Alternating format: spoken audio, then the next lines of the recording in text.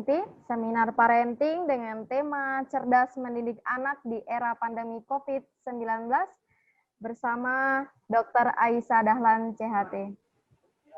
Saya serahkan ke moderator, silakan Mbak. Ya, terima kasih Ustadzah Mardawiyah. Alhamdulillahirrahmanirrahim, di hari ini kita masih diberikan kesempatan yang luar biasa bertemu pagi, dan insya Allah dengan bertemunya kita di pagi hari ini kita bisa melakukan aktivitas-aktivitas berkah, dan semoga itu menjadi jalan-jalan kebaikan untuk memanen ya, atau istilahnya mendapatkan bulir-bulir keberkahan dan ridha Allah senantiasa. Salawat salam selalu tercurahkan kepada Rasulullah Muhammad SAW. Bismillahirrahmanirrahim. Qala rabbi shrahli sadri wa yassir li amri wahlul 'uqdatam min lisani yafqahu qawli. Sebelum pada acara inti, mungkin saya ingin menyapa kepada ayah bunda semuanya. Ini sudah ada 395 partisipan. Masya Allah, luar biasa. Dan kepada para guru-guru juga luar biasa, hari ini sudah sangat bersemangat menghadiri dan menyiapkan acara ini dengan baik. Kemudian salam hormat saya kepada Dr. Aisyah Dahlan sebagai narasumber acara ini, dan kemudian kepada Ketua PDM Muhammadiyah dan juga kepada Ketua Dikdasmen dan juga Kepala Sekolah, serta para orang tua wali murid yang saya hormati dan juga para guru dan panitia. Dan hari ini kita akan bicara tentang bagaimana mendidik anak di masa pandemi. Dan insya Allah nanti akan disampaikan dengan tuntas oleh Dr. Aisyah Dahlan, bagaimana sih sikap orang tua dalam mendidik anak-anak di era pandemi. Karena sebenarnya yang stres itu bukan hanya anak, tapi juga orang tua. Kenapa? Karena orang tua selama ini alasannya pada saat anak-anak di era pandemi ini mereka kemudian belajar di rumah, orang tua ini kan kesulitannya adalah karena kita sebagai orang tua merasa tidak pernah menjadi guru. Itu yang pertama. Kemudian yang kedua, karena kita itu banyak tugas, jadi orang tua itu merasa multitasking ya, sehingga repot tuh nanti kalau saya harus ngajari anak, belum lagi ngurusi kerjaan. Kemudian yang ketiga adalah karena kita sebagai orang tua terbiasa untuk menyerahkan pendidikan anak-anak itu kepada sekolah. Jadi selama ini yang terjadi adalah pada saat era pandemi ini terjadi, orang tua itu merasa, saya kan nggak pernah jadi guru, bagaimana sih cara ngajarin anak saya, bingung. Itu kan istilahnya, bahkan ada yang stres. Jadi di sini yang stres bukan hanya anak, tapi orang tua saja. Bukan hanya anak saja, tapi juga orang tua ya. Nah ini mungkin yang nanti akan banyak dibahas oleh Bunda Aisyah, bagaimana sih seharusnya kita sebagai orang tua mendidik anak-anak kita agar nantinya anak-anak ini tetap bahagia, orang tua juga bahagia, dan otomatis pendidikan yang dilakukan di rumah itu tetap mempertimbangkan fitrah anak dan juga anak-anak mendapatkan kesempatan belajar yang sama dan mendapatkan ilmu pengetahuan meskipun mungkin ada yang kurang dari seperti yang telah digariskan oleh kurikulum sekolah, tapi saya yakin insya Allah setiap anak dengan fitrah belajarnya itu memiliki kemampuan belajar yang baik, asalkan orang tua sebagai partner belajar, sebagai guru sejati anak-anak itu juga ikut menunjang proses belajar itu sendiri, karena sesungguhnya fitrah iman dan fitrah belajar anak itu sudah Allah install di dalam diri anak masing-masing. Nah, untuk itu mungkin langsung Dr. Aisyah Dahlan, saya persilahkan tanpa panjang lebar lagi. Bisa dimulai, Dokter?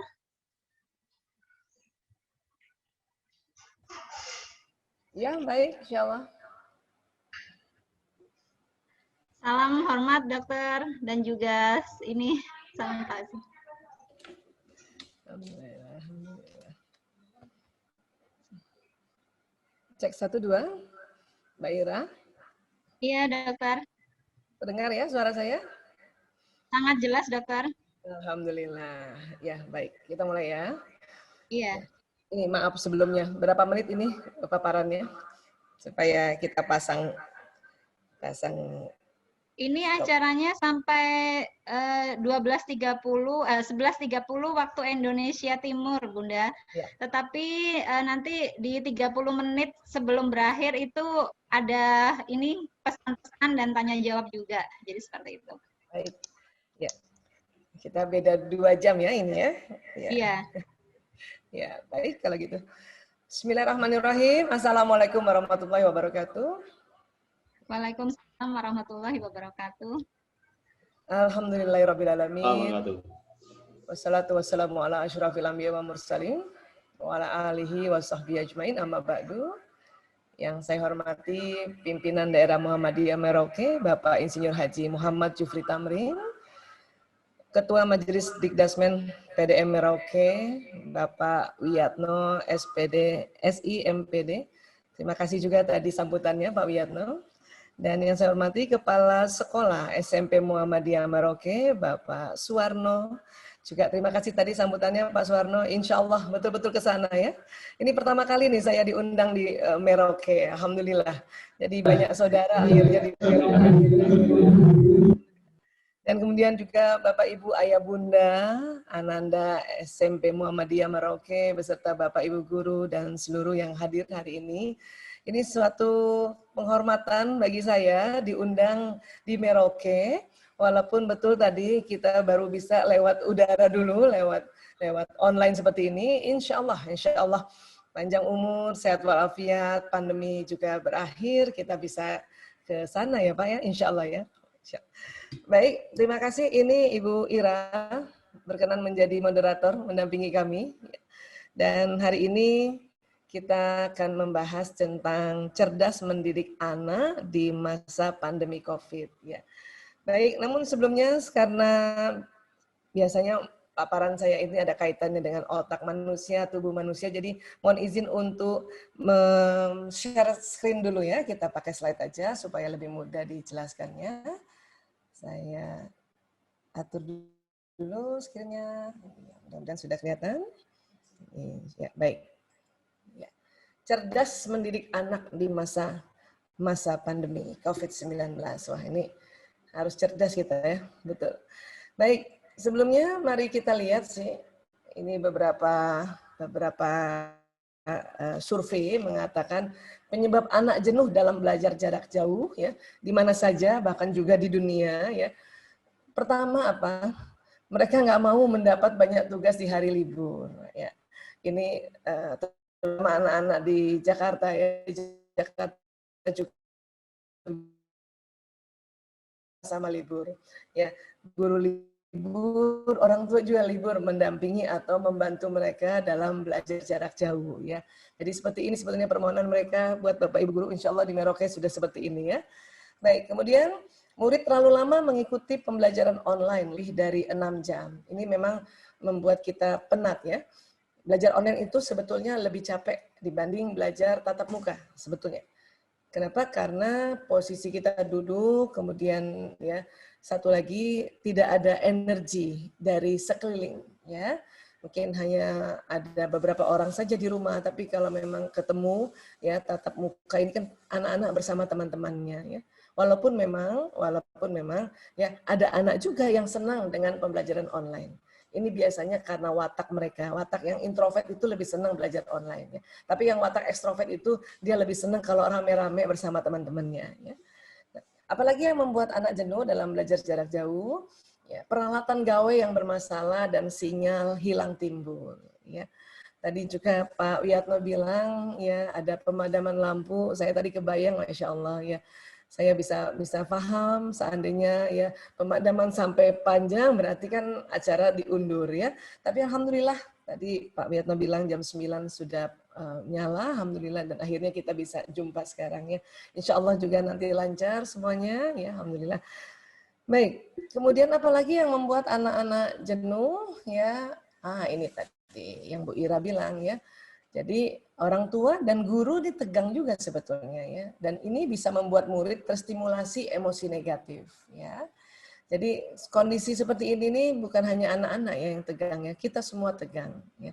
Walaupun sudah 8 bulan, tetapi tetap karena ini ada shock culture ya, yang tadinya kita sama-sama belajar di lembaga pendidikan ya, alhamdulillah di Muhammadiyah.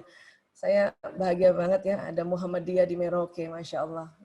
Karena anak-anak kami juga sekolahnya di Muhammadiyah, ya, alhamdulillah. Baik, ini sebetulnya penyebab anak jenuh ya. Sebetulnya banyak sekali, tapi kita rangkum menjadi 4 ya, supaya kita mudah ingat ya. Nah, baik, walaupun sebetulnya Pak Nadiem Makarim memberikan prinsip pembelajaran jarak jauh ya. Satu apa sih? Memang kita mengutamakan saat ini kesehatan dan keselamatan. Itulah diambil kebijakan untuk pembelajaran jarak jauh ya. Nah, kemudian ya Pak Nadiem meminta untuk adaptasi dan fleksibilitas kurikulum. Jadi memang kita kurikulumnya ini kita tentu diadakan fleksibilitas atau beradaptasi dengan kondisi sekarang. Tentu kurikulum tidak sama seperti sebelum pandemi. Ini juga alhamdulillah ya, sepengetahuan saya semua sekolah sudah bisa menerima ini dan mulailah itu Bapak Ibu guru, kepala sekolah ini betul-betul kerja keras dan kerja cerdas untuk bisa mengadaptasikan dan memfleksibilitaskan kurikulum. Ya. Ini juga nggak mudah. Ini yang juga membuat Bapak Ibu guru tegang. Ya. Kemudian apalagi kata Pak Nadiem, nilai karakter yang sesuai dan realistis. Ya. Kalau waktu kita sebelum online, anak-anak dalam kelas, Bapak Ibu guru kan bisa menilai mereka. Bisa menilai mereka secara langsung. Kalau sekarang, ya ini sulit menilai secara langsung. Tapi inilah yang diminta ya, kita harus sesuai dan realistis. Ya. Artinya kalau anak-anak di rumah ya, apalagi menggunakan online atau daring, tentu kalau mereka makan, minum, itu kan haknya mereka juga. Ya, itu kelebihan dari pembelajaran jarak jauh atau pembelajaran lewat online atau daring. Ya. Tentu kita ajarkan saja anak kalau makan dan minum matikan dulu videonya ya nak supaya kita tidak mengganggu guru dan tidak mengganggu teman-teman. Ya. Seperti itu yang bisa kita bantu. Hanya memang ya karena Bapak Ibu guru tidak bisa melihat langsung, tentu ini tadi yang dikatakan nilai karakter yang sesuai dan realistis. Ya. Baik, berikutnya menyenangkan dan menggembirakan. Ini prinsip-prinsip yang sudah ditetapkan oleh Pak Nadiem ya. Dan inilah makanya Bapak Ibu guru saya yakin ya meramu pelajaran ini agar menyenangkan dan menggembirakan ya. Hanya memang tentu ya kondisi seperti ini karena sudah cukup panjang tentu Bapak Ibu guru berpikir apalagi ya seperti itu. Ya. Baik. Dan kelima ya blended learning artinya satu ketika nanti nih ya walaupun ada beberapa tempat sudah mulai blended learning ya sudah dicampur belajarnya bisa tatap muka sebagian hari dan daring sebagian hari atau online sebagian hari ya ini ada dan ini sudah ada beberapa tempat di Indonesia pun sudah melakukan ini ya kemudian melibatkan orang tua memang prinsip pembelajaran jarak jauh ini melibatkan orang tua kita kembali dilibatkan dalam pendidikan ya. Tapi sebetulnya inilah ya, apalagi Bunda tugas utama dan pertamanya ibu atau orang tua yaitu mendidik anak ya. Memang betul selama ini kita bekerja sama dengan sekolah ya. Tapi kalau kita tahu sejarah tentang sekolah, sekolah itu asal katanya dari school ya, gitu. Itu artinya waktu senggang. Jadi zaman dulu itu sekolah itu dianggap sesuatu untuk mengisi waktu senggangnya anak-anak. Kenapa? Anak-anak itu dulu dimintanya bermain saja, dulu banget bermain ya.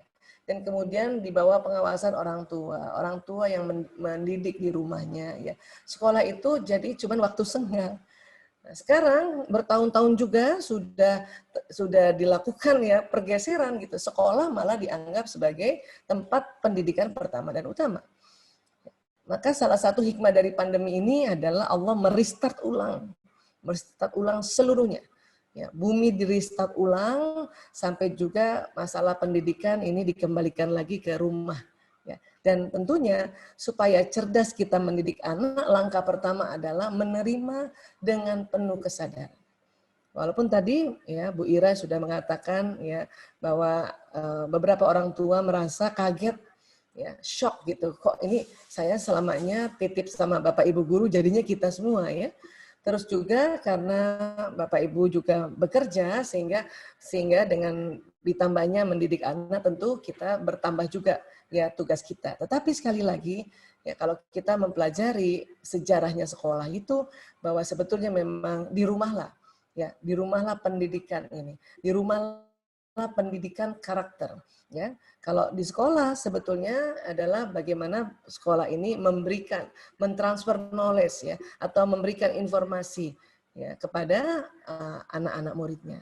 Jadi sekarang kita harus terima dengan penuh kesadaran. Ya. Baik, berikutnya apa sih? Ayo kita lihat. Nih, blended learning itu apa sih? Oh, blended learning ini campuran face to face learning dan online learning. Artinya face to face learning itu ya ketemu muka, ya. Di beberapa negara juga sudah dibikin seperti ini. Seminggu, kalau zaman sebelum pandemi setiap hari anak-anak ke sekolah, ini sekarang seminggu cuma 3 kali atau 3 hari. Selebihnya tetap lagi online, ya. Ini untungnya pas sedang pandemi ini teknologi seperti kita yang begini nih sudah mulai berkembang ya sebelum pandemi ya. Makanya ini langsung dipakai ya, kita bersyukur ya. Tapi tentu akan ada ya tambahan-tambahan yang harus diperhatikan, ini jelas sekali. Ya. Mari kita lihat beberapa tempat ya. Nah, ini sekolah menengah atas di Korea Selatan sudah blended learning. Mereka tidak setiap hari masuk, hanya seminggu 3 kali, 3 hari. Tetap dengan protokol kesehatan, pakai masker dan juga jaga jarak ya seperti ini. Tapi kalau ini orang nggak biasa pakai masker itu sakit kepala ya. Makanya ya, saya sama anak-anak ya beberapa kali saya suruh anak-anak juga tetap boleh keluar tapi pakai masker, pakai protokol kesehatan untuk latihan pakai masker ya. Nah ini di Thailand juga sudah mulai blended learning ya. Ini juga dilakukan protokol kesehatan ya. Kemudian ya, di Cina sudah lebih duluan karena memang mereka yang duluan lockdown dan mereka yang duluan masuk ke new normal. Ya, walaupun mereka terkadang ada ya waktu libur yang agak panjang. Ya, kenapa? Karena kalau ada angka kesakitan dari COVID-19 ini meningkat, maka mereka libur lagi. Ya. Di beberapa tempat di Cina itu di mejanya dikasih penghalang seperti ini. Ya, dikasih penghalang seperti ini supaya ya bertambah lagi upaya ya dari protokol kesehatan mereka ya. Bahkan di kantin mereka, di kantin sekolah Cina itu mereka pakai fiberglass gini pakai penghalang-penghalang seperti ini ya. Dan yang unik juga yang saya lihat itu sekolah TK dan SD di Cina ya, dia supaya ada patokan untuk menjaga jarak itu akhirnya mereka menggunakan topi yang unik ya.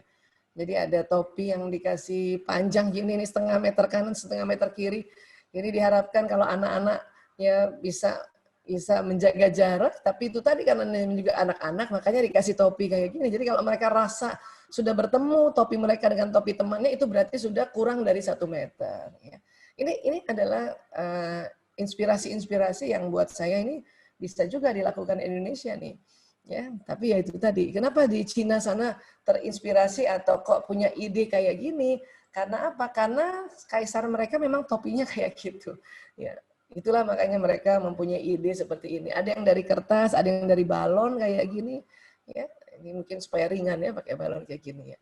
Memang kok kayaknya ribet ya. Tapi itu ya kalau anak-anak kan karena anak-anak senang berkumpul, happy kalau ketemu temannya gembira, makanya diberikanlah rambunya ya selain pakai masker jaga jaraknya pakai topi kayak gini. Ini buat saya nih sesuatu yang ya menginspirasi ya. Baik. Kemudian kalau di Indonesia ya dan beberapa negara masih belajar dari rumah ya. Ya ini kadang-kadang yang membuat ya orang tua tegang. Nah, kalau orang tua tegang maka anak juga tegang. Ini udah otomatis. Ya, kebalikannya juga anak tegang, orang tua tegang. Jadi ini betul-betul ya saling berkaitan ya. Walaupun sekarang kita lihat juga di beberapa tempat di Indonesia sudah mulai mencoba blended learning ya. Dan beberapa tempat juga masih ya tidak bisa pakai online, mau nggak mau mereka belajar dari buku paket mereka ya. Insya Allah luar biasa ya. Nah ini, Provinsi Bangka Belitung ini menerapkan KBM tatap muka yang jenjang SLTK dengan pola gas rem. Artinya kalau sekitar di sana, ya di sana mungkin zonanya hijau ya. Kalau di Jakarta masih merah ini makanya kita masih belum bisa seperti ini. Ya, di sana itu tadi ya gas rem. Jadi kalau misalnya angka kesakitannya lagi tinggi, jadi direm lagi. Jadi memang mereka mencoba saja, mencoba, dan ini ya seperti inilah nanti kira-kira juga di semua sekolah ya akan duduknya tidak bisa penuh lagi satu kelas ya. Ada cuman beberapa, nah makanya bergantian, itulah dalam seminggu cuman 3 hari ya. Kalau perlu itu biasanya diminta di awal itu tidak lagi ada sekolah pagi sampai sore, nih pagi sampai siang, terus nanti gantian. Ya, inilah. Tapi itu tadi ya, di sana sudah mulai berani. Cuman ini yang mudah-mudahan ini jadi sesuatu yang bisa juga menginspirasi ya. Dan yang masih luar biasa lagi, guru ikhlas mengajar keliling ya di beberapa tempat seperti ini. Ya, di Merauke kira-kira masih ada yang kayak gini? Ini keren banget ya Bapak Ibu gurunya masih bisa jalan seperti ini walaupun ya harus mengikuti protokol kesehatan, ini tentu seperti itu ya. Baik. Nah, sekarang kan orang tua kan tegang ya. Tadi sudah disepakati ini orang tua tegang ya. Anak juga tegang dan juga sebetulnya guru juga tegang ya. Jadi kita harusnya gimana nih? Kalau buat saya dikasih judul cerdas mendidik ya. Saya pertama sekali, langkah pertama itu adalah ya yang dibutuhkan yaitu apa? Pengendalian emosi. Emosi. Bapak Ibu kalau saya bilang emosi apa yang terpikirkan? Marah. Oh, ya. Baik. Jadi sebetulnya ya untuk kita cerdas mendidik anak itu intinya adalah pengendalian emosi. Adapun nanti ya harus bagaimana yang lainnya itu mungkin setelah itu, tetapi yang paling pertama itu pengendalian emosi. Jadi kalau orang tua cerdas, ya dalam artian apa? Orang tua cerdas mengelola emosi, maka ya ini yang akan sering diistilahkan sebagai apa? Kecerdasan emosi, emotional intelligence. Dan sekarang kecerdasan emosi juga ya diminta untuk kita pelajari. Bukan hanya kecerdasan intelektual, bukan hanya IQ. Orang yang IQ-nya tinggi tapi kecerdasan emosinya rendah, maka ya hidupnya kurang beruntung biasanya. Ya. Tapi kalau IQ-nya biasa aja ya, mungkin beberapa dari kita ini biasa-biasa aja IQ kita, tapi kecerdasan emosinya baik, maka hidupnya jauh lebih beruntung. Ya. Kecerdasan emosi, emosi apa sih Bu Aisyah? Ya. Emosi itu ini bahasa Latin ya, definisinya itu adalah apa? Emosi berasal dari kata Latin yaitu emovere, artinya keluar, dan movere bergerak. Jadi emosi itu artinya bergerak keluar justru. Kita biasanya kalau sudah dengar emosi kita pikir yang cuman marah saja ya. Tetapi padahal emosi adalah sesuatu yang di dalam tubuh manusia ini yang membuat bergerak keluar.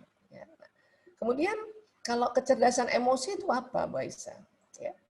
Emotional intelligence ini yang dimaksud adalah kemampuan seseorang dalam menggunakan dan memahami emosi. Baik emosi orang lain maupun emosi diri sendiri dengan tujuan meningkatkan kesehatan fisik dan mental serta mengharmoniskan hubungan komunikasi. Ya.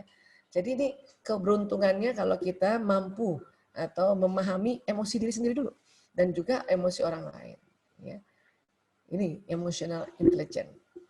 Saya juga dari kapanpun ya, karena pasien saya adalah pasien narkoba yang saya sudah 22 tahun menjadi pasien pecandu narkoba, ya itu intinya adalah mereka tidak pernah tahu bagaimana keterampilan untuk mengelola emosi mereka. Makanya pada satu saat mereka ketemu orang yang salah, dapat solusi yang salah yaitu narkoba, maka mereka ambil. Nah, pada saat merasa pakai narkoba, merasa mereka, wah ini dia nih. Inilah yang membuat, yang bisa kita mengatasi emosi, kata para pecandu itu. Ya. Untuk itu makanya saya, ya untuk saya pribadi, kalau saya disuruh bilang cerdas mendidik, yaitu yang langkah pertama adalah emotional intelligence. Ya, Insya Allah ini kita akan belajar, dan Ibu Ira ini teman psikolog ya, para teman-teman psikolog ini mendalami tentang emotional intelligence. Ya. Baik, kemudian kalau kita bicara emosi, maka kita akan bicara otak manusia. Ini otak manusia. Allah simpan di dalam kepala. Ya. Otak laki-laki lebih berat daripada perempuan. Laki-laki itu beratnya otaknya sekitar 1,5 kilo sampai 1,6. Perempuan 1,3 sampai 1,4. Jadi memang otak laki-laki itu lebih berat. Ya. Otak manusia itu Allah ciptakan ya ada dua, otak besar dan otak kecil. Ya. Kemudian kalau kita lihat dari atas, dia terbagi dua ini. Ini betul-betul terbagi dua ini. Nggak nyambung nih otak antara kanan kiri ini tidak ada sambungan. Nanti sambungannya agak ke dalam. Dalam itu ada sambungan namanya corpus callosum, di situ baru ada sambungannya. Makanya ada teori tentang otak kiri dan otak kanan. Karena ini memang betul-betul terbagi dua. Ini bagian dahi yang di sini ya. Jadi ada belahan kanan, ada belahan kiri. Ya. Kita nanti akan belajar lebih dalam lagi tentang belahan kanan dan belahan kiri. Ya. Atau orang bilang hemisfer kanan dan hemisfer kiri. Ini. Dan kita lihat ya, ini otak ini nampak seperti digulung. Ya, memang karena Allah menggulung otak. Menggulung otak.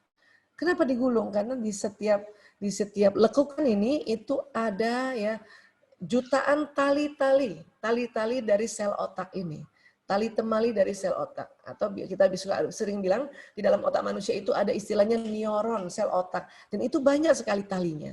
Ya. Nah, di dalam otak itu akan bekerja ya seperti ini jadi tali-tali. Ini namanya neuron, sel otak. Ada 100 miliar. Dan tali temalinya itu, setiap neuron itu ya maksimal ya tali-talinya 20.000. Dan ini akan saling berkaitan gitu. Kalau kita mengajarkan Ananda atau kita memberikan ya contoh Ananda atau kita sendiri ya, pertama kali baru berkenalan, tadi saya baru pertama kali lihat wajahnya Pak Wiyatno, itu di otak saya akan tersambung seperti ini ya. Jadi setiap hari manusia itu ya Masya Allah, per detiknya itu ada 2 juta informasi masuk di otak. Baik lewat mata, hidung, pendengaran, ya perabaan, bahkan energi-energi yang sekeliling kita ini masuk di otak kita ini. Makanya kemudian mereka bekerjanya ya terjadi sambungan-sambungan, terjadi koneksi. Dan koneksi ini ya kalau kita periksa di otak kita itu kayak ada listriknya nih, terjadi koneksi. Jadi kalau kita ajarkan anak-anak, beginilah otaknya yang terjadi. Dia terjadi sambung-sambungan. Ya. Bagaimana sambungannya Bu Aisyah ya? Sambungannya disambung dengan zat kimia yang disebut neurotransmitter. Ya, gitu. Jadi otak manusia ini seperti ini, dia tersambung-sambung. Ya. Dan sekarang yang punya anak laki-laki dan perempuan tentu berbeda. Berbeda ya bagaimana kita ya pendekatan pendidikan kita pada mereka. Ya. Kenapa berbedanya Bu Aisyah? Karena ya ternyata laki-laki dan perempuan ini sejak kecil mereka sampai umur tertentu ada perbedaan terhadap potensi sambungan otaknya. Ya. Itulah dalam surat Ali Imran ayat 36, Bismillahirrahmanirrahim, laisa dzakaru kal unsa, dan laki-laki tidak sama dengan perempuan. Ini enggak satu ayat, ini cuma 1/4 ayat. Tapi diteliti oleh para ilmuwan dan ternyata memang betul laki-laki tidak sama dengan perempuan. Ya, kita saja lihat dari jauh sudah tahu bahwa ini laki-laki dan perempuan. Dari ujung rambut sampai ujung kaki, laki-laki dan perempuan itu beda. Ya, kenapa? Karena ternyata di dalamnya atau di otaknya mereka itu susunannya berbeda. Ya. Apa perbedaannya? Ya, sebelumnya mari kita lihat lagi tentang otak kiri kanan. Ya. Otak kiri ini adalah otak yang memproses orang ya bicara. Kalau kita bicara, itu otak kiri yang berproses. Ya. Kalau kita membaca, otak kiri yang berproses. Otak kiri juga berhitung, matematika, itu kiri. Ya. Otak kiri juga ini otak analisa. Kok gini ya? Kok gitu ya? Kenapa begini ya? Itu otak kiri. Ya. Otak kiri juga ini otak teratur. Otak kiri juga ini otak mendalam. Ya. Otak kiri juga ini otak syair lagu. Otak kiri. Ya, kalau kita misalnya bernyanyi ya syairnya ya dari Sabang sampai Merauke, nah syairnya tuh kiri ya. Nah kanan ini sering disebut otak rileks atau otak kreatif. Warna, proses melihat warna itu di kanan ya, apalagi di kanan, imajinasi di kanan ya, visualisasi di kanan, menghayal juga di kanan ya. Kemudian apalagi kanan ya, ini adalah otak yang membuat kita bisa rileks. Ya. Kanan juga ini otak membuat kita mengambil hikmah. kanan juga ini ya membuat seseorang ini ya menghargai juga permainan. Ya. Dan kanan ini juga otak yang membuat kita ya bisa melihat sesuatu itu tidak terlalu saklek. Nah, ini otak kanan. Ya, kiri kanan. Nah, pada anak laki-laki dan perempuan ternyata ya sambungan otak tadi yang kayak neuron tadi antara otak kiri dan kanan ada perbedaan. Mari kita lihat. Ya. Laki-laki usia 0 sampai 6 tahun dan perempuan usia 0 sampai 6 tahun ada perbedaan ya potensi sambungan neuron tadi. Ya. Perempuan sambungan neuron otak kiri dan kanannya dia seimbang. Artinya anak perempuan ini antara otak berpikir analisanya dengan otak sintesa atau otak rileksnya seimbang. Otak kreatifnya seimbang. Tapi laki-laki ya kanannya lebih dominan dibanding kirinya. Bahkan kirinya laki-laki, potensi sambungan kirinya anak laki-laki ini ya lebih rendah dibanding anak perempuan. Tapi kanannya laki-laki lebih dominan dibanding kanannya perempuan. Jadi otak laki-laki, perkembangan anak laki-laki ini 0 sampai 6 tahun sangat ekstrim. Yang kanannya dominan, yang kirinya tidak dominan. Ayah bunda, siapa yang punya anak laki-laki? Ini harus kita tahu nih. Kanan apa ya tadi Bu Aisyah? Kanan ini tadi otak bermain, otak warna, otak imajinasi, otak hayalan. Itulah makanya anak laki-laki pada usia-usia seperti ini ya selalu bermain. Selalu bermain. Kalau perempuan, dia juga senang bermain, tetapi otak kirinya sudah menganalisa. Otak kirinya sudah mulai teratur, sudah mulai rapi, sudah mulai mendalam. Sudah bisa, ya kalau diajar membaca, anak perempuan sudah mulai lebih mudah dibanding anak laki-laki. Belajar hitung-hitungan, anak perempuan lebih mudah dibanding anak laki-laki. Usia seperti ini. Ya. Mungkin Bunda masih ingat anak yang punya anak perempuan, anak laki-laki. Anak perempuan usia 3 tahun sudah bisa diajak menganalisa. Ada yang mau pakai baju apa? Aku pakai baju merah aja, Umi. Ah, gitu. Itu namanya menganalisa. Coba anak laki-laki. Ya. Hampir pada umumnya anak laki-laki umur segini, itu ikutin aja. Uminya kasih baju warna apa, Bunda kasih apa, itu pokoknya terima aja. Tapi apa yang dilakukan anak-anak umur sini? Bermain. Makanya anak laki-laki itu pandai menghayal ya. Pakai mobil-mobilan. Nah, itu otak kanan. Ya, dan kanan juga ini otak musik atau otak irama. Ya, ini. Makanya jangan heran punya anak laki-laki ya pada saat usia seperti ini, kalau mau diajarin membaca itu agak berbeda dengan anak wanita. Ya. Apa perbedaannya Bu Aisyah? Ya, kalau anak laki-laki dan perempuan ini ada bedanya. Kenapa? Karena otak kirinya anak perempuan kan sudah mulai tersambung. Ya. Perempuan diajarin membaca cuman di kertas, kemudian kita tulis, misalnya B-O-B-O, L-A bola, perempuan itu lebih paham. Kenapa? Karena otak kirinya sudah tersambung, sudah ada potensi sambungan di otak bicaranya. Laki-laki, kalau kita hanya mengajarkan anak laki-laki membaca, ada tulisan B-O-B-O, L-A bola, itu dia sulit mengerti. Kenapa? Karena tulisan itu, kata-kata itu kerja otak kiri. Ya. Jadi bagaimana laki-laki? Laki-laki lebih baik beli bolanya, baru tempel tulisan bola di situ. Itu jauh lebih cepat mengerti anak laki-laki. Saya punya anak 4 laki-laki, baru perempuan. Ya. Nah, saya ingat anak laki-laki saya itu masih kecil, usia 0 sampai 6 tahun, itu berbeda dengan anak perempuan saya waktu 0 sampai 6 tahun. Makanya dulu di rumah, supaya anak laki-laki saya sang belajar membaca, ya, kita menggunakan benda-benda. Raisa bisa nggak cuman gambar saja? Bisa, karena gambar juga di kanan. Tapi lebih pas lagi di benda. Makanya kalau waktu itu di rumah, misalnya meja, itu tulisan meja ditulis di kertas, kemudian ditempel di mejanya.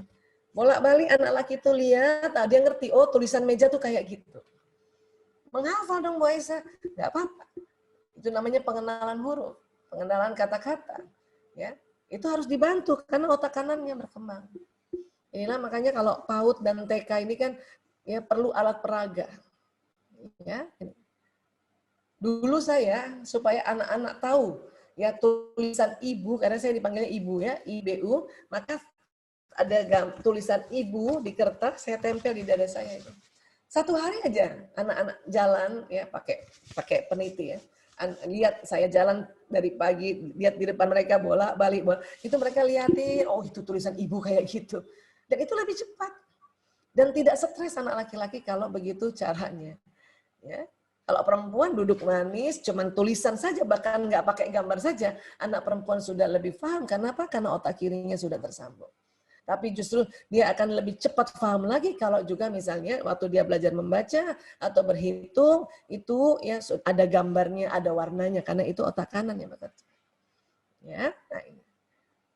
Makanya kadang anak laki-laki usia seperti ini ya suka males pergi sekolah kalau dipaksa untuk kirinya yang berkembang duluan. Tapi kalau sekolahnya itu bilang, ayo kita ke sekolah, kita akan banyak bermain. Ya, senang banget. Kita akan jalan-jalan hari ini. Wah, anak-anak Jakarta kalau TK-nya mau jalan-jalan, itu yang bangun subuh, bahkan sebelum subuh itu anak laki-laki. Kenapa? Karena dia membayangkan dia sekolahnya itu bermain, karena sesuai dengan otak kanannya. Jadi bunda yang punya anak laki-laki senang bermain itu ya sangat-sangat lazim. Kenapa? Karena otaknya ini bermain. Dan buat laki-laki bermain itu belajar. Mari sekarang kita lihat. Ya.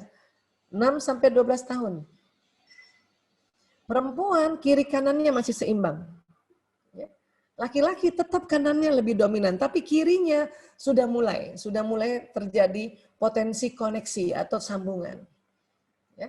Para ahli mengatakan laki-laki siap belajar membaca dan menulis atau berhitung itu usia 6 tahun.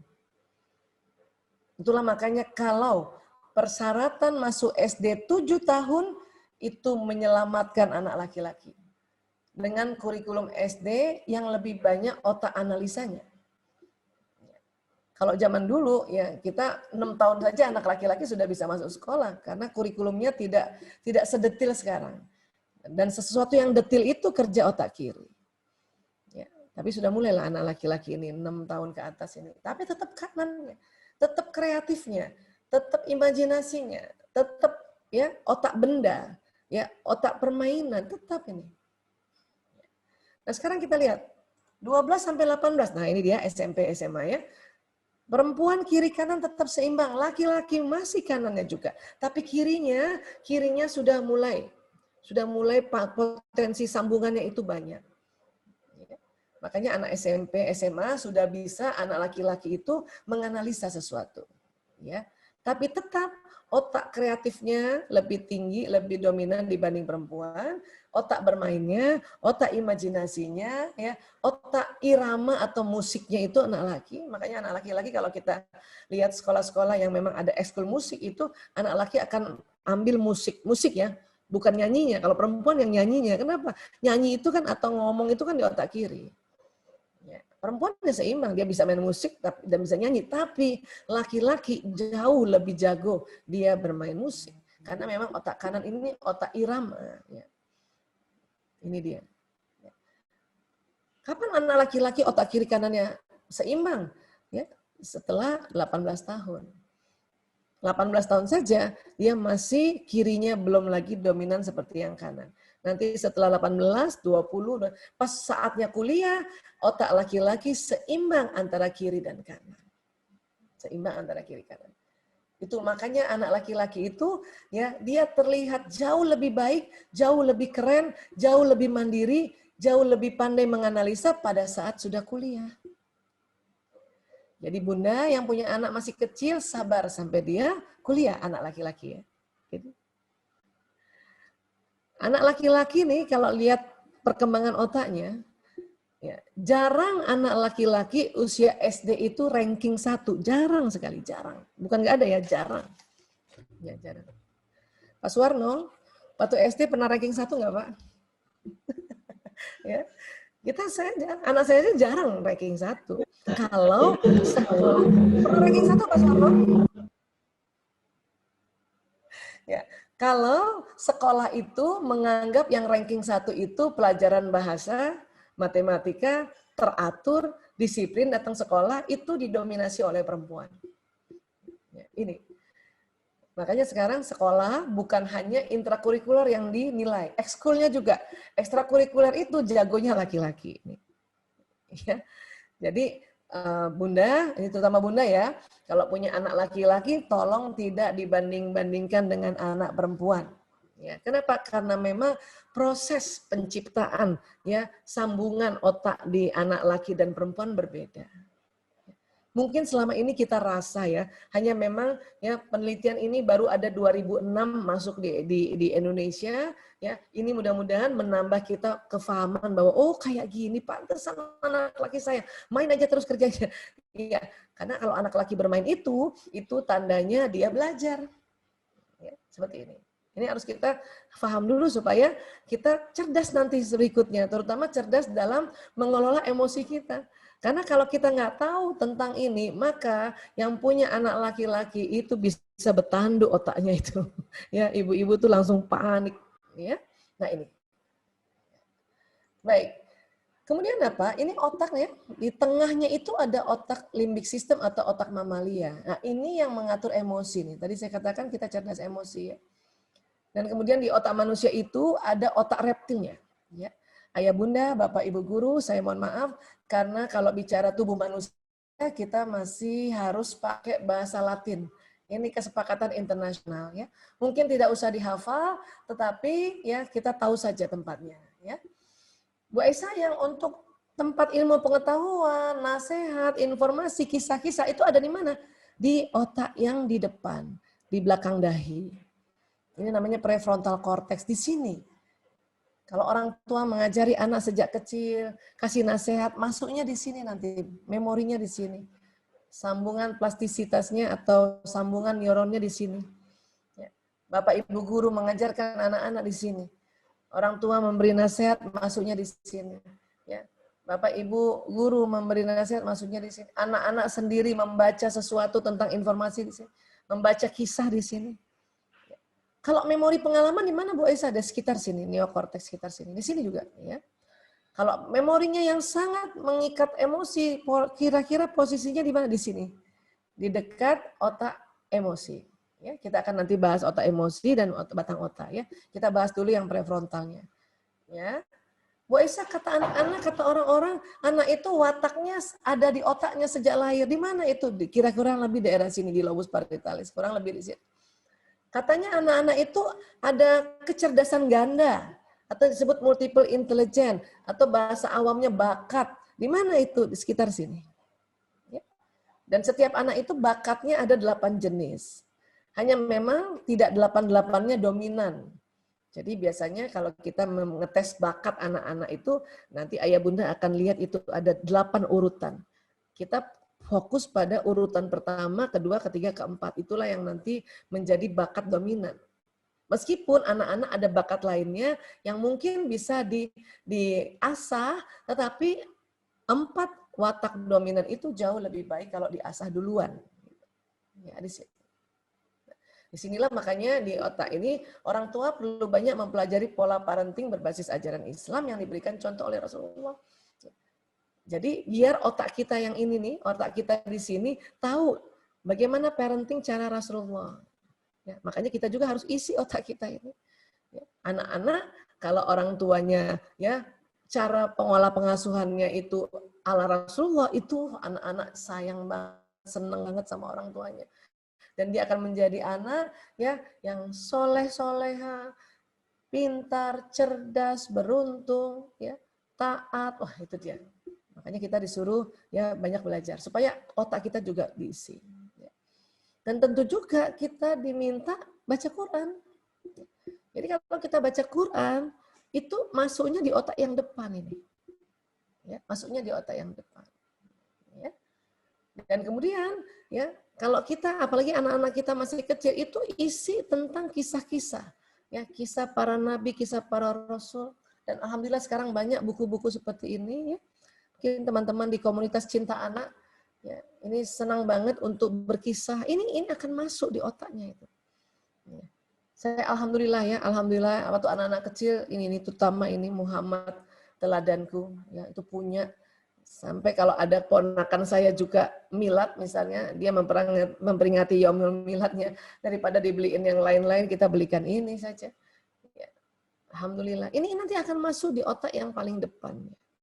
Ya. Ini penting sekali. Ya. Baik.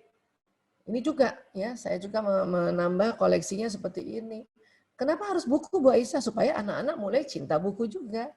Karena kalau enggak, ya dia nanti membacanya lebih banyak lewat gadget. Tapi itu juga enggak apa-apa, karena ini eranya era gadget, tetapi kita juga ya menyiapkan hal-hal yang kayak gini supaya masuk di otaknya. Sekarang kita pelajari coba otak emosi. Yang mana sih Bu Aisyah? Yang di tengah. Yang di tengah. Ya, tadi kita sudah lihat dari samping ya, itu di tengah. Ini otak emosi. Ya. Setiap orang ada otak emosinya. Dia terdiri dari struktur-struktur. Ada talamus, hipokampus, amigdala, hipotalamus. Ini terdiri. Makanya ini disebutnya sebuah sistem. Ya, sering disebutnya the limbic system, sistem limbik. Ya. Dan bukan hanya manusia saja yang ada limbic system. Hewan golongan mamalia ya, itu juga punya otak emosi nih. Makanya ini disebutnya otak mamalia brain. Ini dia. Itulah makanya kenapa ya Allah selalu ya bilang ya berfirman di Quran bahwa manusia ini kadang sifatnya kayak binatang, bahkan lebih buruk dari binatang. Karena di otak kita ini ada otak mamalia, otak binatang. Itulah makanya pada kita keluarga muslim, pada saat anak dilahirkan, kewajiban kita pertama mengazankan di telinga kanan dan mengkomatkan telinga kiri. Itu pada saat kita azan dan komat, tadi ya sel otak itu tadi neuron dia akan tersambung di otak anak-anak ini. Yang dikenalkan pertama adalah Allah, ya Rasulullah dan sholat. Itu dia. Lewat sini ya. Nah, sekarang di keluarga muslim juga setelah itu kita diminta mengakikahkan anak, akikah. Mengakikah. Ya. Apa sih makna akikah itu? Sebetulnya maknanya banyak, tapi salah satunya adalah ya karena di otak manusia bahkan dari bayi itu ada otak limbik sistemnya atau otak mamalianya atau otak binatangnya. Itulah salah satu fungsinya akikah itu perlambangan untuk kita ya bisa mengendalikan otak limbik sistem ini atau otak emosi atau otak mamalia ini. Laki-laki 2 kambing. Perempuan 1 kambing. Ya. Kenapa laki-laki 2 kambing? Tadi kita sudah belajar kan, otak laki-laki lebih berat daripada otak perempuan. Artinya, kalau laki-laki otaknya lebih berat, maka otak emosinya laki-laki ini tentu lebih besar. Itulah kambingnya 2. Tapi kan Bu Aisyah nggak 2 kali besarnya. Iya, betul. Tapi tetap kambingnya 2. Kenapa? Karena kan nggak mungkin misalnya kita anggap otak laki-laki itu 1/4 kali lebih besar dari kita. Tapi mana bisa kita memotong kambing 1/4. Maka disuruh potong 2 kambing. Perempuan 1 kambing. Bu Aisyah bisa diganti ayam nggak ini kambing? Nggak bisa dong. Karena ya perlambangannya mamalia. Kambing kan mamalia. Karena ini memang otaknya mamalia. Otak yang ada juga di binatang hewan mamalia. Ya, inilah. Kenapa saya menekankan pada saat akikah ini juga adalah teknik-teknik pendidikan yang sudah diajarkan dalam Islam. Dan ini banyak maknanya. Ya. Saya, kalau ada pecandu narkoba pasien saya yang bengal, yang sifatnya kayak binatang, itu kalau lagi konsultasi dengan orang tuanya saya tanya, Bapak, Ibu, maaf sekali saya mau tanya ya, Ananda sudah diakikah belum? Mereka jawabnya belum. Padahal sekarang ini dia sudah usia 30 tahun, 35 tahun gitu. Saya bilang, Pak, Bu, ya, tolong diniatkan untuk akikah anaknya ya. Udah besar Bu Aisyah, ayo tetap. Ya. Nggak ada uang Bu Aisyah, niatkan dulu. Dengan kita niat, kemudian doa, insya Allah rezeki ditarik. Ada itu nanti. Ya. Saya minta seperti itu. Kenapa? Karena kalau kita nggak akikah, kita tidak menebus, ya, menebus tentang otak mamalianya anak-anak kita ini. Makanya walaupun misalnya kita tidak punya uang cukup untuk mengakikah, kan tolong niat dulu. Ya, dikuatkan niatnya, kuatkan doanya, itu akan ditarik, itu Allah akan memberikan. Cuman masalahnya lagi udah nggak punya uang, nggak niat, nggak doa, wah itu bahaya tuh. Ya, oke sekarang kalau anaknya masih kecil masih bisa kita kendalikan, tapi sudah remaja, apalagi pas SMP nih. Pasien kami ya pecandu narkoba itu 70% kenanya waktu usia SMP. Ya. Karena apa? Karena di situ ada usia balik di situ. Ya, makanya ya ini penting juga kita pahami tentang otak emosi. Ya, baik. Jadi kalau kita lihat otak emosi kira-kira seperti ini. Ya, seperti ini. Di tengah dia membentuk sebuah sistem. Di situ akan ada stimulasi hormon. Ya, disitulah emosi kita. Ya. Nah, kemudian kalau emosi dasar pada anak-anak sampai dia akil balik itu ada 4. Emosi senang, termasuk di sini bahagia, riang, gembira, cinta, kagum, damai, syukur, takjub. Emosi sedih, duka, kecewa, hampa, malu, galau, putus asa, lara, pilu, kira-kira seperti itu. Emosi takut, cemas, khawatir, gelisah, ngeri, cemburu, ragu-ragu, itu masuk di emosi takut. Emosi marah, ini kesel, jengkel, jijik, geram, benci, dendam. Ini emosi marah. Nah, ini ada di otak mamalia tadi. 4 emosi dasar pada anak-anak sampai dia akil balik. Ya. Jadi pada satu ketika anak pembelajaran jarak jauh ini bosan, ya, di mana saja ini bisa terjadi. Kenapa? Karena ada otak emosi tadi. Bunda, aku bosan belajar dari rumah. Nah, itu kata anak-anak ya. Terus kita kalau dengar anak bosan terus gimana? Nggak usah panik, tenang saja. Karena memang bosan. Karena anak di otak anak itu juga ada otak emosinya. Jangankan anak, mungkin guru-guru juga bosan. Karena nggak jumpa. Ya. Orang tua juga bosan. Ini bisa terjadi. Karena ada otak emosi. Apa yang dibutuhkan anak sih kalau dia bilang dia mengeluh, dia bosan? Ya, mereka hanya ingin ya meminta pada orang tua untuk memahami bahwa mereka bosan. Nggak usah panik Bunda, nggak usah panik Ayah. Nggak usah juga telepon Bapak Ibu guru. Pak, Bu, ini ngajarnya yang benar dong. Anak-anak bosan, nggak usah. Bapak Ibu guru juga bingung mau ngajarin apa lagi. Ya. Tapi kalau kita terima, oh iya nak, Bunda ngerti kamu bosan. Itu anak udah senang. Atau kalau dia sudah mengeluh kayak gini, terus kita terima, kita memahami perasaannya, itu dia senang. Itu dia udah enak lagi perasaannya.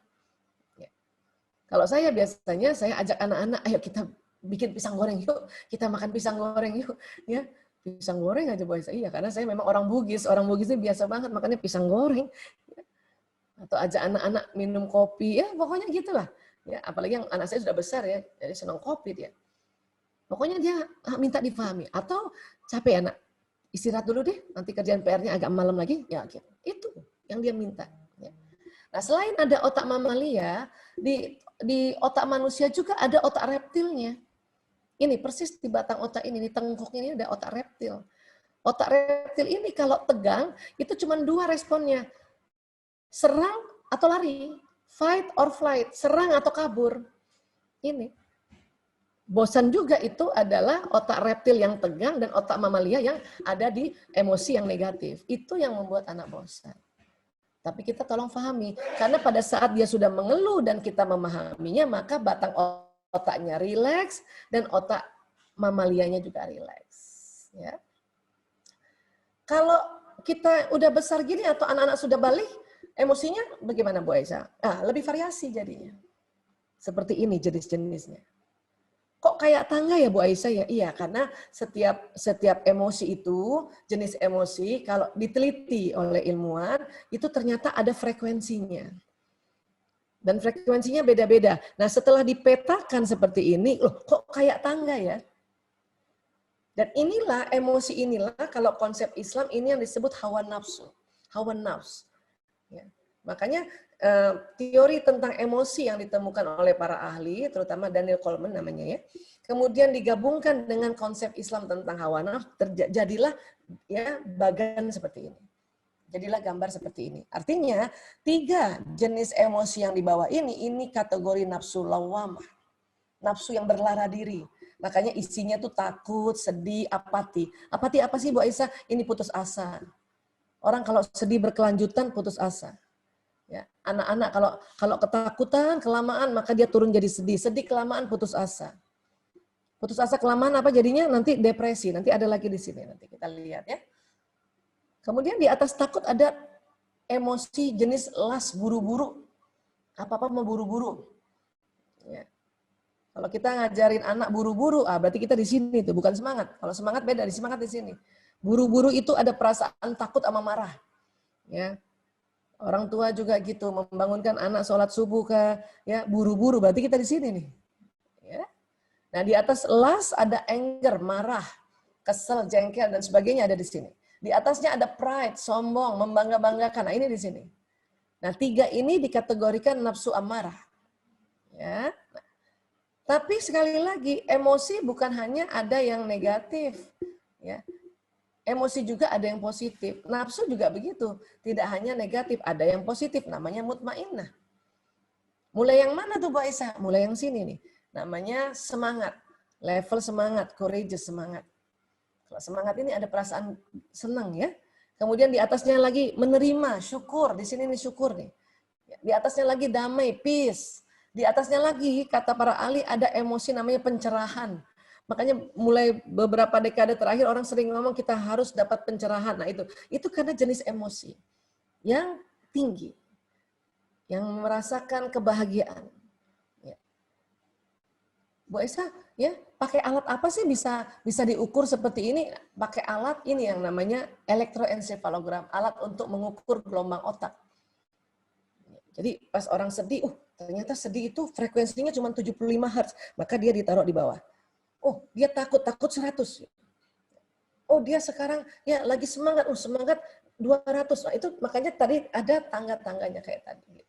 Ya, ada seperti ini, ya. Nah, dan ini semua ada di otak kita, terutama yang sudah mulai balik ya sampai kayak kita gini.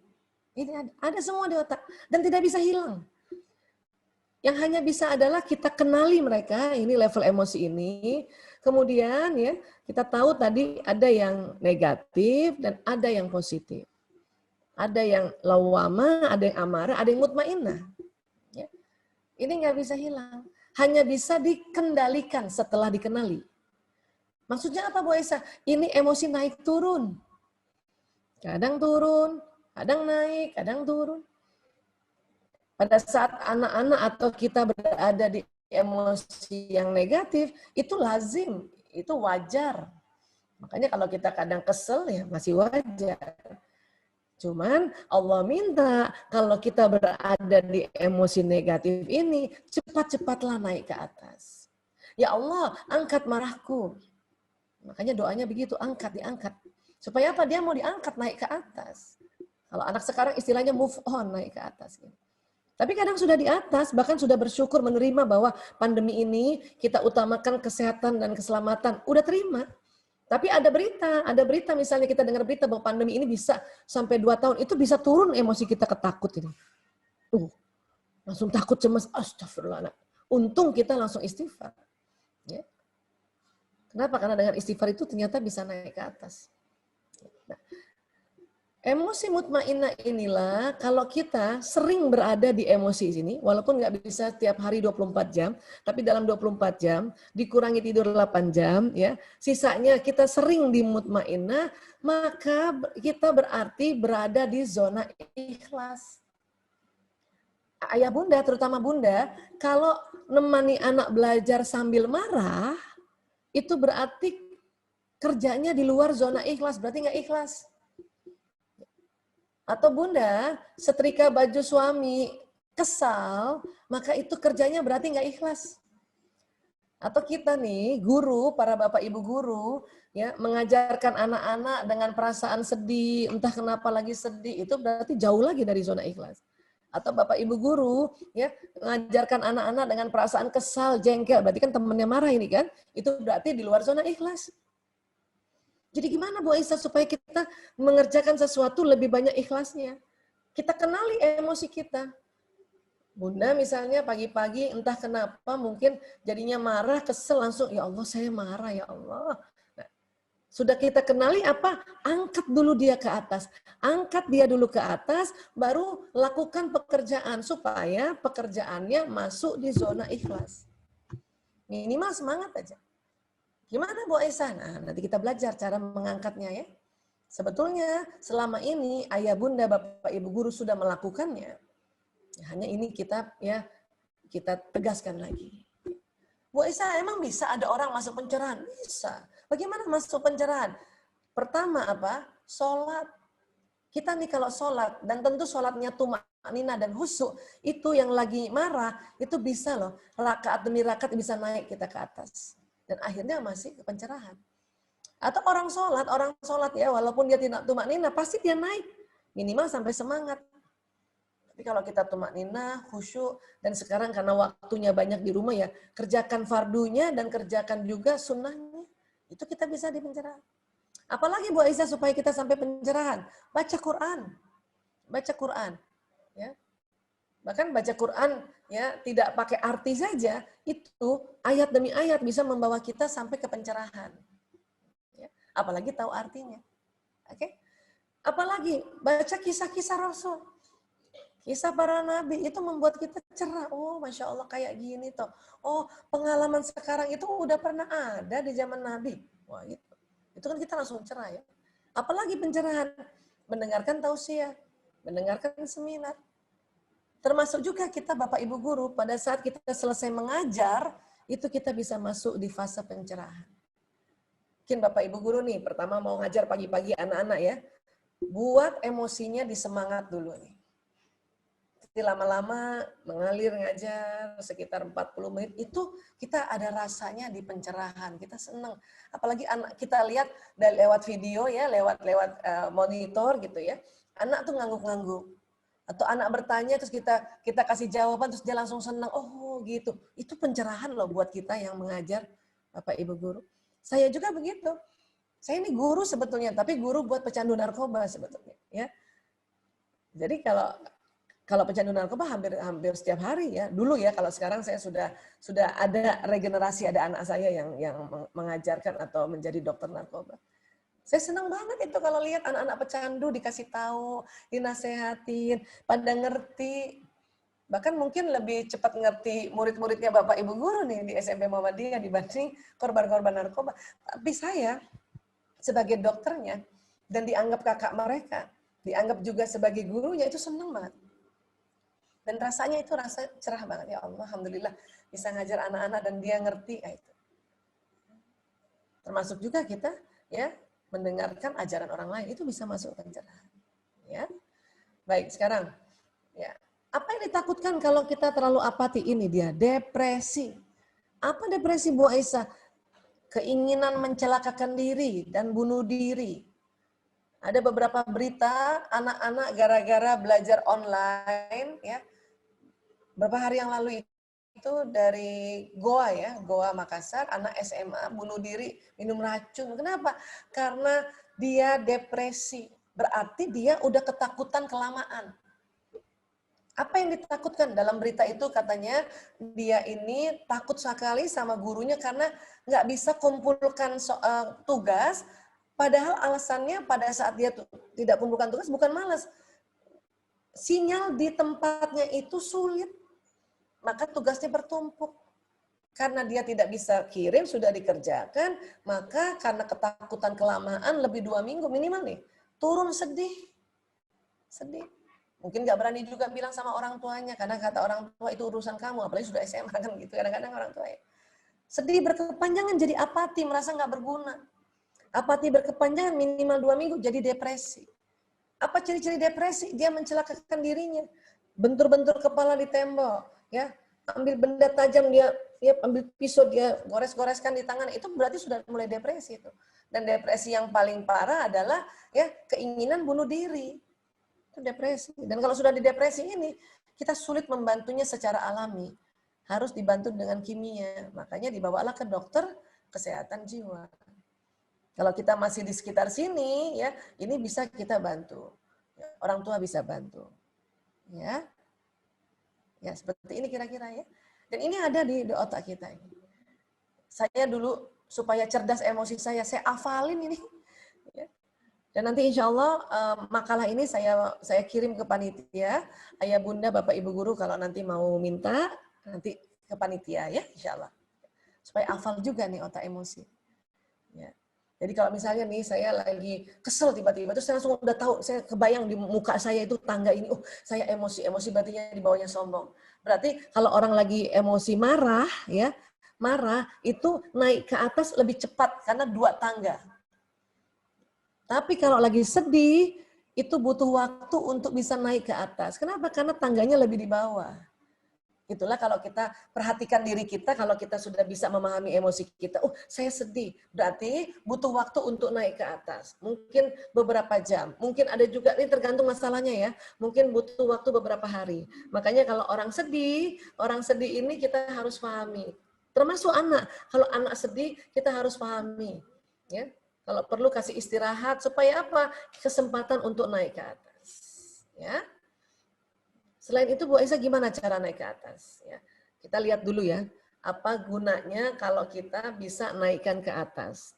Kalau dalam konsep Islam kita masuk di mutmainnah, dia zona ikhlas.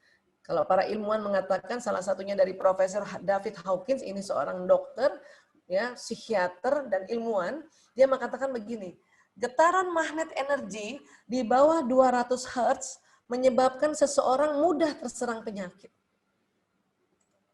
Jika frekuensi energi seseorang di atas 200 Hz, maka dia senantiasa sehat. Yang mana sih yang 200 itu? Ini yang semangat. Jadi kalau kita lebih sering di semangat minimal ya, sampai sering di atas, ini bisa sehat. Ya, tidak mudah terserang penyakit. Tapi kalau seringnya di bawah, sombong, marah, buru-buru, takut, sedih, apati, seringnya di sini aja. Ini bisa bikin ya mudah terserang penyakit. Kondisi sekarang ini kita harus perhatikan ini juga, masalah ya kesehatan. Ternyata masalah kesehatan itu dipengaruhi besar oleh emosi. Ya.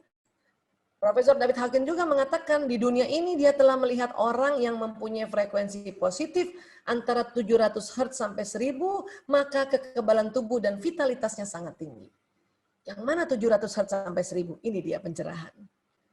Itulah makanya kenapa kita diminta ya sholatnya tumaknina, baca Qur'annya harus setiap hari, mendengarkan tausiah juga, bahkan juga yang senang mengajarlah. Ya. Kemudian baca buku sirah Nabi, sirah Rasul, baca buku-buku tentang buku-buku hukum Islam dan sebagainya. Itu membuat kita ada di pencerahan. Dan itu untuk saat ini yang kita pentingkan juga adalah kekebalan tubuh dan vitalitas yang sangat tinggi. Ya, jadi sekali lagi dengan kita mengenal emosi dan kita pandai ya mengelola emosi, itulah disebut kita cerdas. Ya, cerdas apa? Cerdas mengenal emosi, dan karena cerdas mengenal emosi maka kita cerdas mendidik anak. Ya, paling tidak kita berada di emosi semangat pada saat kita dampingi anak. Apalagi anak yang masih kecil ya Allah kasihan. Kalau SMP SMA mungkin sudah lebih mandiri ya. Bahkan lebih pintar mereka barangkali dari kita kalau penggunaan teknologi ya.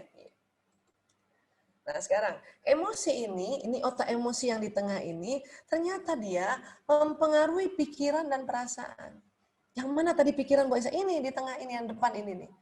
Walaupun kita sudah isi ya, kita lihat di sini ya, kita sudah isi otak kita ini, pikiran kita dengan hal-hal yang baik, tapi kalau sedang emosi negatif, ini otak emosi ini tegang, maka ilmu yang di depan yang sudah kita isi itu terblokir sementara. Bunda rajin taklim, Bunda rajin ngaji, Bunda rajin baca buku juga, tapi kalau pas lagi tiba-tiba takut, untuk sementara ilmu yang ada di otak di depan ini, di prefrontal cortex terblokir sementara. Sehingga kadang-kadang kita lupa itu ilmunya. Kita takut. Dikatakan keimanan manusia itu naik turun karena ada tangga tadi naik turun. Pada saat kita takut, kita lupa kalau Allah Maha segalanya. Allah Maha melindungi, Allah Maha memberikan kesehatan, Allah Maha memberikan ilmu. Jadi kadang orang tua suka takut. Ini sebetulnya belajar online efektif tidak ya? Kalau untuk masa pandemi efektif. Tapi kan nggak ketemu guru, itu anak belajarnya santai-santai lagi. Nah, itu berarti ibu takut. Ibu lupa bahwa yang mempunyai ilmu itu, yang maha memberikan ilmu itu Allah. Ya alim, yang maha memberikan ilmu. Alimul ghaib wa syahadah. Ya, ilmu ghaib dan ilmu yang nyata. Ya. Dan yang mencerdaskan itu Allah. Ya Rashid, yang maha memberikan kecerdasan. Itu kita lupa karena ilmu itu ada di depan sini. Tapi kalau sedang emosi negatif, kita lupa sementara. Ya. Nah, emosi juga mempengaruhi perasaan. Di mana perasaan? Perasaan itu bermainnya di dalam dada kita. Yang mana organnya ini? Jantung. Apa ini? Ini para ahli sudah sepakat, ini yang disebut kolbu. Kolbu. Maka kalau kita lagi kesel, yang terasanya di dalam dada kita ini. Karena ya jantung terpengaruh oleh emosi juga. Maka dia deg-degan. Kita kan kalau lagi marah kan bukan otak kita yang bunyi kan, tapi apa? Jantung kita yang terasa. Ada detakan yang lebih cepat. Kenapa? Karena emosi ini mempengaruhi juga perasaan. Akhirnya mempengaruhi perilaku atau acting. Ya. Terus gimana Bu Aisyah supaya kita dari emosi negatif ke emosi positif? Caranya gimana? Ya. Kita lihat dulu cara manajemen emosi. Ya. Ada orang selama ini manajemen emosinya terkenal dengan istilah supresif. Apa nih Bu Aisyah? Ditekan, kesel ditekan, ya. Kemudian marah ditekan, sedih ditekan, namanya supresif. Bagus nggak tuh Bu Aisyah? Ya, untung buat orang lain tapi rugi buat diri sendiri. Misalnya kita ada kesel sama seseorang, ya, cuman kita supresif, kita malah tekan, kita nggak tegur orang itu, maka orang itu beruntung kan, buat dia ya. Tapi rugi buat diri kita. Kenapa? Karena kita tekan. Ini yang bisa bikin sakit. Itu kalau ada ayah bunda, bapak ibu guru suka tekan-tekan emosi, itu berarti manajemen emosinya yang kategori supresif. Ya. Ada juga manajemen emosi yang apa? Yang ekspresif. Ya. Apa maksudnya? Marah, ya dia langsung keluarkan, dia langsung ya semprot anaknya. Kesel sama suaminya langsung semprot suaminya. Itu namanya ekspresif. Bagus nggak Bu Aisyah? Ya bagus buat diri sendiri. Kita rasa beruntung diri sendiri, tapi rugi buat orang lain. Terkenallah orang yang emosinya ekspresif, terkenallah dia orang yang pemarah, cepat marah, jutek, ngeselin. Nah itu hati-hati. Jadi yang mana yang bagus Bu Aisyah? Dua-duanya masih belum beruntung dalam dua pihak. Supresif memang untung buat orang lain, rugi buat diri sendiri. Ekspresif untung buat diri sendiri, rugi buat orang lain. Jadi dua-duanya masih belum oke ya? Iya. Adakah yang oke? Ada. Ya, itu yang diistilahkannya apa? Rilis. Rilis itu untung buat diri sendiri dan untung buat orang lain. Rilis ini apa Bu Aisyah? Rilis ini artinya menahan. Tapi bukan menekan. Menahan. Rilis ini apa kalau di dalam konsep Islam? Sabar. Sabar itu asal kata dari bahasa Arab. Ya, sabaru yasbiru artinya menahan. Menahan, tidak didamprat artinya tidak diekspresifkan dan tidak ditekan. Lain ya, menahan sama ditekan ya. Menahan. Nah, jadi misalnya kita marah, kita tahan dulu, tahan. Tidak diekspresifkan, tidak disemprot dan tidak disupresifkan, tidak ditekan, ditahan. Nah, tapi waktu menahan diminta kita mengelolanya naik ke atas. Mengelolanya naik ke atas waktu kita tahan. Itu namanya sabar. Dan Allah bersama orang yang sabar. Ya, kita tahan, ya kita tahan. Kita bawa ngaji, kita bawa sholat. Maka dia akan naik ke atas. Ada cara lain lagi nggak Bu Aisyah yang lebih detail? Kalau kita mau naik ke atas gitu ya. Ada beberapa ahli itu ya membuat sebuah sistematika. Ya. Tapi saya lebih senang pakai caranya Rasulullah SAW. Kata Nabi, apabila marah berdiri, duduk. Apabila duduk masih marah, rebahan. Diteliti oleh para ilmuwan apa? Terjadi kalau dari berdiri duduk, duduk rebahan, itu terjadi perubahan gravitasi bumi. Ya. Dan itu diteliti oleh para ahli itu, dan para ahli menyetujui, itu bagus banget ini. Keren banget ajaran ini. Dan itu Nabi sudah ngomong 1400 tahun yang lalu. Ya, nah. Sekarang kita lihat lagi ya, lebih detailnya ya. Kita kan takut sampai depresi kan, makanya kita belajar. Ada teknik rilis yang terkenal dengan istilahnya 3M. Sama nih, seperti pandemi ini terkenal 3M kan. Apa itu? Ya, memakai masker, mencuci tangan, menjaga jarak kan gitu ya. Nah, memanage emosi juga yang teknik rilis tadi, yang teknik sabar tadi, itu ada 3M. Ya. M pertama apa? M pertama mengaku. Maksudnya mengaku pada Allah. Ya Allah, saya takut ya Allah. Ya Allah, saya sedih ya Allah. Ya Allah, saya khawatir ya Allah, pandemi kapan berakhir ya Allah. Ya Allah, ini boleh mengaku, boleh. Kalau sama teman boleh nggak mengaku? Boleh. Kalau sama orang tua boleh nggak mengaku? Boleh. Sama guru boleh nggak mengaku? Boleh. Tapi yang paling afdal mengaku pada Allah. Kenapa? Karena kalau guru kita belum tentu hari itu bisa ketemu. Ya, mau mengaku sama orang tua belum tentu hari itu orang tua perasaannya enak mau mendengarkan kita. Mau mengaku pada teman sekarang susah ketemu teman. Ya. Tetapi mengaku pada Allah kapan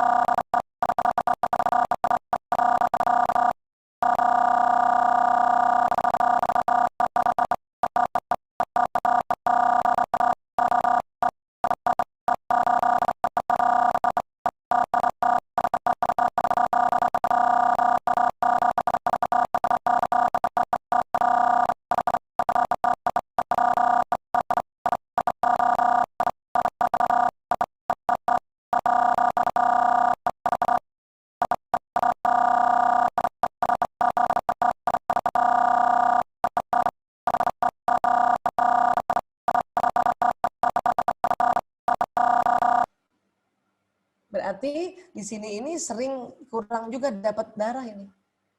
Makanya supaya otak ilmu ini sudah kita isi dan dia tetap bisa ingat dan dapat darah, yang darah membawa oksigen dan membawa nutrisi, maka posisinya harus sujud. Itu makanya mengapa kita bersyukur, alhamdulillahirrabbilalamin, ya, kita diperintahkan sholat dan di dalam sholat ada gerakan sujud. Karena pada saat sujud, darah ini akan mengarah ke sini dan ini pembuluh darah agak melebar. Tentu sujudnya yang tumaknina, agar agak lama sedikit ini dikasih oksigen di dalam otak ilmu. Otak ilmu tadi kita di sini. Nah, ini. Jadi kalau kita tadi tarik nafas, istighfar, itu bisa naik level emosinya. Terus apa lagi Bu Aisyah? Ya, langkah ketiga, M ketiga, meminta. Jadi disinilah doa baru masuk. Ya Allah, kita doakan diri kita. Ya Allah, saya mohon saya menjadi arah, saya menjadi ibu yang menerima kondisi ini. Saya ibu yang semangat, saya ibu yang bahagia, saya ibu yang damai. Itu kita baru meminta. Tapi langkah ketiga, mengaku dulu yang pertama, kedua angkat dulu baru minta. Dan juga kita mendoakan seseorang, misalnya ibu jengkel sama anak.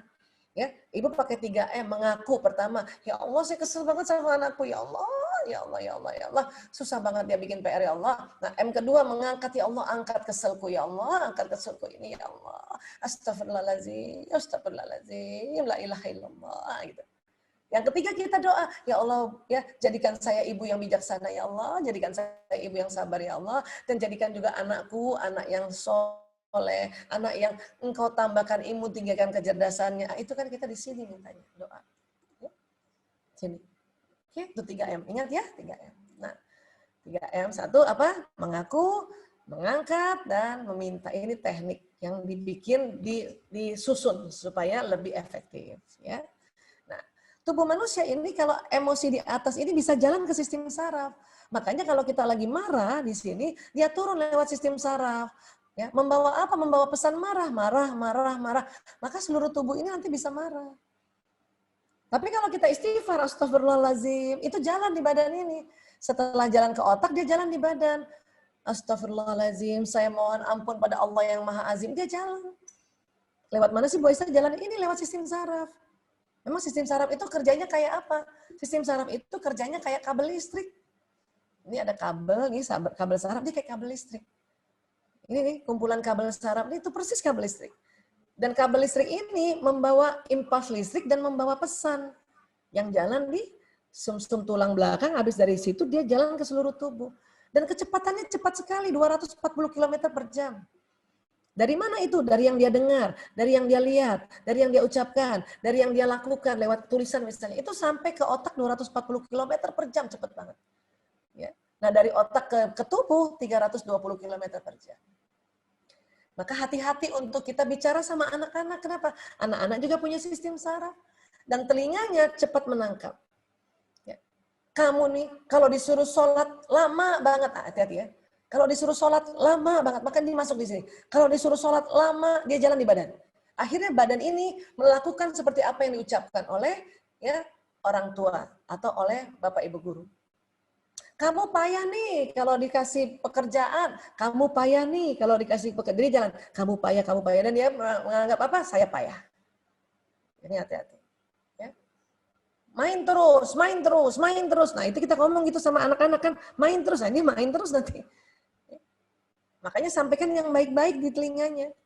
Dan perlihatkan juga yang baik-baik. Makanya di dalam pendidikan itu ada suri toladan. Bukan hanya kita suruh itu anak, tapi dia juga lihat.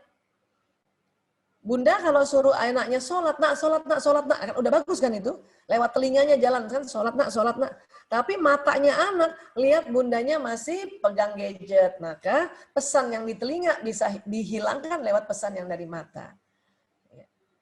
Dan tentu apa yang diucapkan juga jalan. Maka kita minta anak mengucapkan sesuatu yang baik-baik. Itulah kalau anak-anak ya sering membaca Quran, kemudian juga sering membaca hal yang baik-baik, itu jalan juga di badan. Lewat mata, telinga, atau diucapkan. Ya. Nah, ini dia membawa pesan ini. Kita lihat ini sebagai terakhir sebelum kita buka tanya jawab yang akan saya kembalikan ke Bu Ira ya. Ini kesimpulannya dalam bentuk ilustrasi. Inilah otak manusia terbagi dua tadi kan. Yang kiri otak analisa, hitung-hitungan dan sebagainya. Yang kanan otak sintesa, otak kreatif, warna, mainan dan sebagainya ya. Tadi kita sudah belajar. Dan ingat anak laki-laki perempuan proses sambungan neuronnya berbeda. Kita lihat di dalam tadi, di dalam kita sudah belajar tentang apa? Ya, ini otak reptil atau batang otak ini dua nih, serang atau lari. Nah, hati-hati. Ini otak limbik system, otak emosi. Yang ada 10 jenis emosi, tapi kalau anak-anak cuma 4, ya. Kemudian ini otak neokorteks, otak ilmu di sini. Ya. Kemudian dari otak keluar sistem saraf yang kayak kabel listrik ke seluruh tubuh. Ya, ini yang saraf besar aja nih, saraf kecilnya aja sampai mana-mana. Apa yang dia dengar, pesan itu jalan di badan, terekam di otak, jalan di badan. Dan apa yang dilihat, pesan itu akan jalan di badan, terekam di otak, dan dia jalan di badan. Maka badan ini akan mengikuti apa yang seperti dilihat. Dan apa yang dibicarakan ini, ya, saya semakin sehat, ini jalan nih. Tapi kalau kita ngomongnya juga, aduh saya sakit nih, itu hati-hati, dia jalan juga nanti bisa. Walaupun kalau kalimat yang negatif itu perlu diulang-ulang baru dia jalan, ya. Tapi kalau kalimat positif, ya dia akan jalan secepat kilat. Itu kerennya kalimat positif, pendengaran positif atau penglihatan yang positif, ya. Baik. Nah, seperti ini mudah-mudahan kita bisa memahaminya, ya, dan nanti kita bisa tanya jawab, ya. Alhamdulillah, wah ternyata untuk 1 jam saya bicara, ya. Ya, baik, saya kembalikan kepada Ibu Ira, Bu Irawati Sumedi, ya. Insya Allah kita bisa buka tanya jawab, ya. Maaf lahir batin Bapak Ibu semuanya, ayah bunda, wabillahi taufiq wal hidayah, wallahu a'lam bishawab. Assalamualaikum warahmatullahi wabarakatuh. Saya kembalikan ke Ibu Ira. Ya. Assalamualaikum warahmatullahi wabarakatuh. Jazakallah khairan, Bunda. Penjelasannya sangat lengkap, luar biasa. Kebetulan saya juga belajar tentang neuroscience, Bunda, tapi di sini dengan Dr. Amir Zuhdi dan Dr. Tauhid. Tapi luar biasa saya dapat penjelasan dari Bunda. Ternyata sangat aplikatif.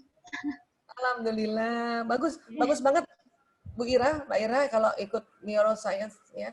Neuroparenting itu adalah jenis parenting juga yang memperhatikan perkembangan saraf dan otak anak, kan? Iya, terutama tadi tuh sistem saraf. Jadi hati-hati ngomong negatif, anak akan melakukan itu, ya. Iya, betul. Susah banget nih kamu, nih susah banget kalau dikasih tahu, susah betul nanti. Kenapa sih nggak bilang, nak, ya kerjakan PR-nya yang lebih cepat ya, kan? Kerjain PR lebih cepat, Nah, sholat dulu yuk, kan gitu. Ya, iya. nah. Baik, luar biasa Bunda, sangat aplikatif yang saya rasakan. Ini Bunda ada pertanyaan sebenarnya. Ya, baik. Ini pertanyaannya, Assalamualaikum Bunda, mohon izin bertanya. Ya. Pertanyaannya adalah, apakah mendidik anak dengan keras itu dapat merubah karakter anak? Anak yang keras, ya. Ya, baik. Mungkin satu ini dulu pertanyaannya Bunda, yang lain saya tunggu pertanyaannya, monggo. Ya, baik. Langsung dijawab aja. Ya. Ini Bunda Ingrid ya, Bunda Ingrid yang tanya. Ya, ini saya pas buka ini ya. Jadi keras ini apa dulu nih keras? Ya. Karena di dalam Islam di Quran itu kita dilarang untuk keras. Di Ali Imran 159 Allah berfirman, ya, Bismillahirrahmanirrahim, maka karena rahmat Allah engkau bersikap lemah lembut terhadap mereka. Dan Allah sambungan ayat itu apa?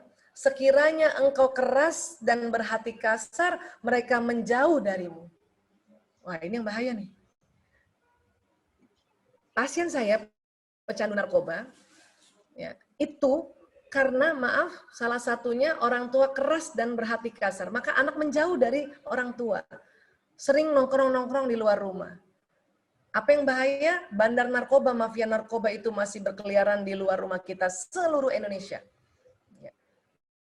Yang bahaya kalau dia di luar rumah, ketemu orang yang salah, mungkin salah satunya itu bandar narkoba, ya, mendapat solusi yang salah di waktu yang salah. Makanya kita diminta untuk lemah lembut. Karena Allah sudah bilang di situ, bila keras dan berhati kasar mereka menjauh darimu. Dan semua penyimpangan anak-anak itu karena dia menjauh dari orang tuanya. Bu Aisyah, saya sudah lemah lembut, tapi ini anak nggak mau dengar. Dia nggak mau lakukan apa yang diminta oleh orang tuanya. Nah, di ayat itu dikatakan, maka maafkanlah mereka dan mohonkan ampun baginya. Jadi kita disuruh maafin dulu. Ya Allah, saya maafkan anakku. Ya, kita ngomong tuh sebagai orang tua. Saya maafkan anakku ya Allah. Sebut namanya, Fulan bin Fulan. Fulanah binti Fulan. Dan mohonkan ampun baginya. Ya Allah, ampuni dia ya Allah. Misalnya anak kita suruh mandi gitu ya. Terus dia nggak pergi-pergi mandi gitu kan. Kita langsung ya Allah, mohon lemah lembut ya Allah. Ya Allah, saya maafkan anakku ya Allah. Ampuni dia ya Allah. Nah, lanjutan ayat itu mengatakan dan bermusyawarahlah pada mereka dalam satu urusan. Jadi kita musyawarah. Tapi musyawarah itu langkah keempat setelah minta lemah lembut, ya. Kemudian kita maafkan dia, mohonkan ampun, baru musyawarah, Nak. Ayo mandi Nak, mandi dulu Nak. Sebentar aja. Ayo Nak. Gitu. Kan asik ya. Itu baru hal musyawarah yang kecil-kecil, itu artinya yang biasa kita lakukan. Termasuk juga misalnya, siapa tahu Bunda, anaknya kan SMP nih. Bunda menemukan anaknya merokok. Kita nggak tahu dia kenapa merokok kan. Nah, kita mau ajak musyawarah, pakai Ali Imran 159. Diminta lemah lembut. Dan ingat tadi kalimatnya ya, ayat itu adalah, maka karena rahmat Allah engkau bersikap lembut pada mereka. Jadi, kalau orang tua bersikap lembut sama anak, itu rahmat Allah yang turun. Pada dasarnya, orang tua pada anak kandung itu maunya cepet, sulit lembut. Tapi kalau sama anak orang lain, kita lebih mudah lembut. Itulah dalam pendidikan kita titip sama Bapak Ibu Guru, beberapa jam pada Bapak Ibu Guru. Karena Bapak Ibu Guru bisa lebih lembut pada anak kita. Tapi anaknya Bapak Ibu Guru juga dititip sama Bapak Ibu Guru yang lain, sama orang lain gitu ya. Nah, makanya ya lemah lembut itu harus diminta. Jadi Bunda, ayah Bunda, Bapak Ibu Guru yang bisa lembut sama anaknya itu karena rahmat Allah turun. Dan kalau rahmat Allah turun itu artinya kita minta untuk diturunkan. Ya Allah, ya mohon saya lemah lembut ya Allah, astagfirullahaladzim. Oke. Baru kita maafkan mereka, ya Allah, saya maafkan ya Allah, anakku ketahuan merokok ya Allah, saya maafkan anakku Fulan bin Fulan dia merokok ya Allah, itu kan. Itu kan case anak-anak SMP ya. Mohonkan ampun baginya, ya Allah ampuni dia ya Allah, nggak tahu dari mana dia merokok ya Allah, ampuni dia ya Allah, nah gitu. Baru ajak musyawarah, baru Nak, Ibu mau bicara sebentar Nak, ya, ajak. Nah ini ada tips juga nih, kalau anak laki-laki tidak suka diajak musyawarah, tidak suka dapat nasihat, tidak suka dapat teguran dalam keadaan perutnya lapar. Makanya pantang nasihati anak laki-laki dalam keadaan lapar. Yang punya anak laki-laki ingat baik-baik. Tanya, kalau kita mau nasihati anak laki atau mau ajak musyawarah, ya tanya, udah makan Nak? Belum. Ayo kita makan dulu.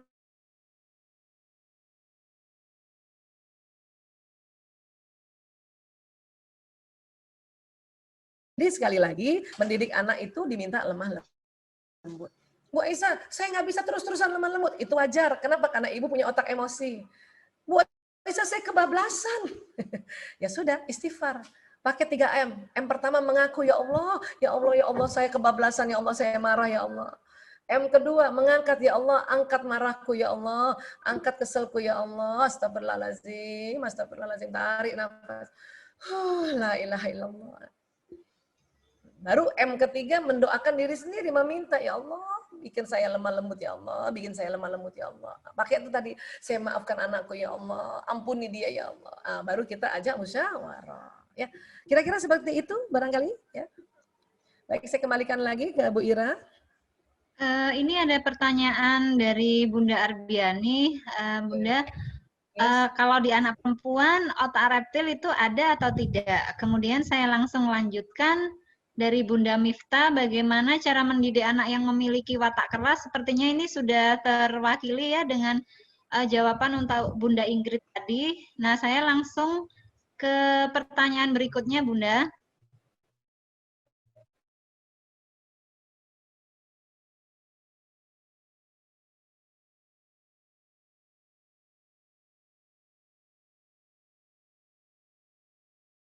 Bunda yang bertanya ya, jadi semua manusia punya otak reptil.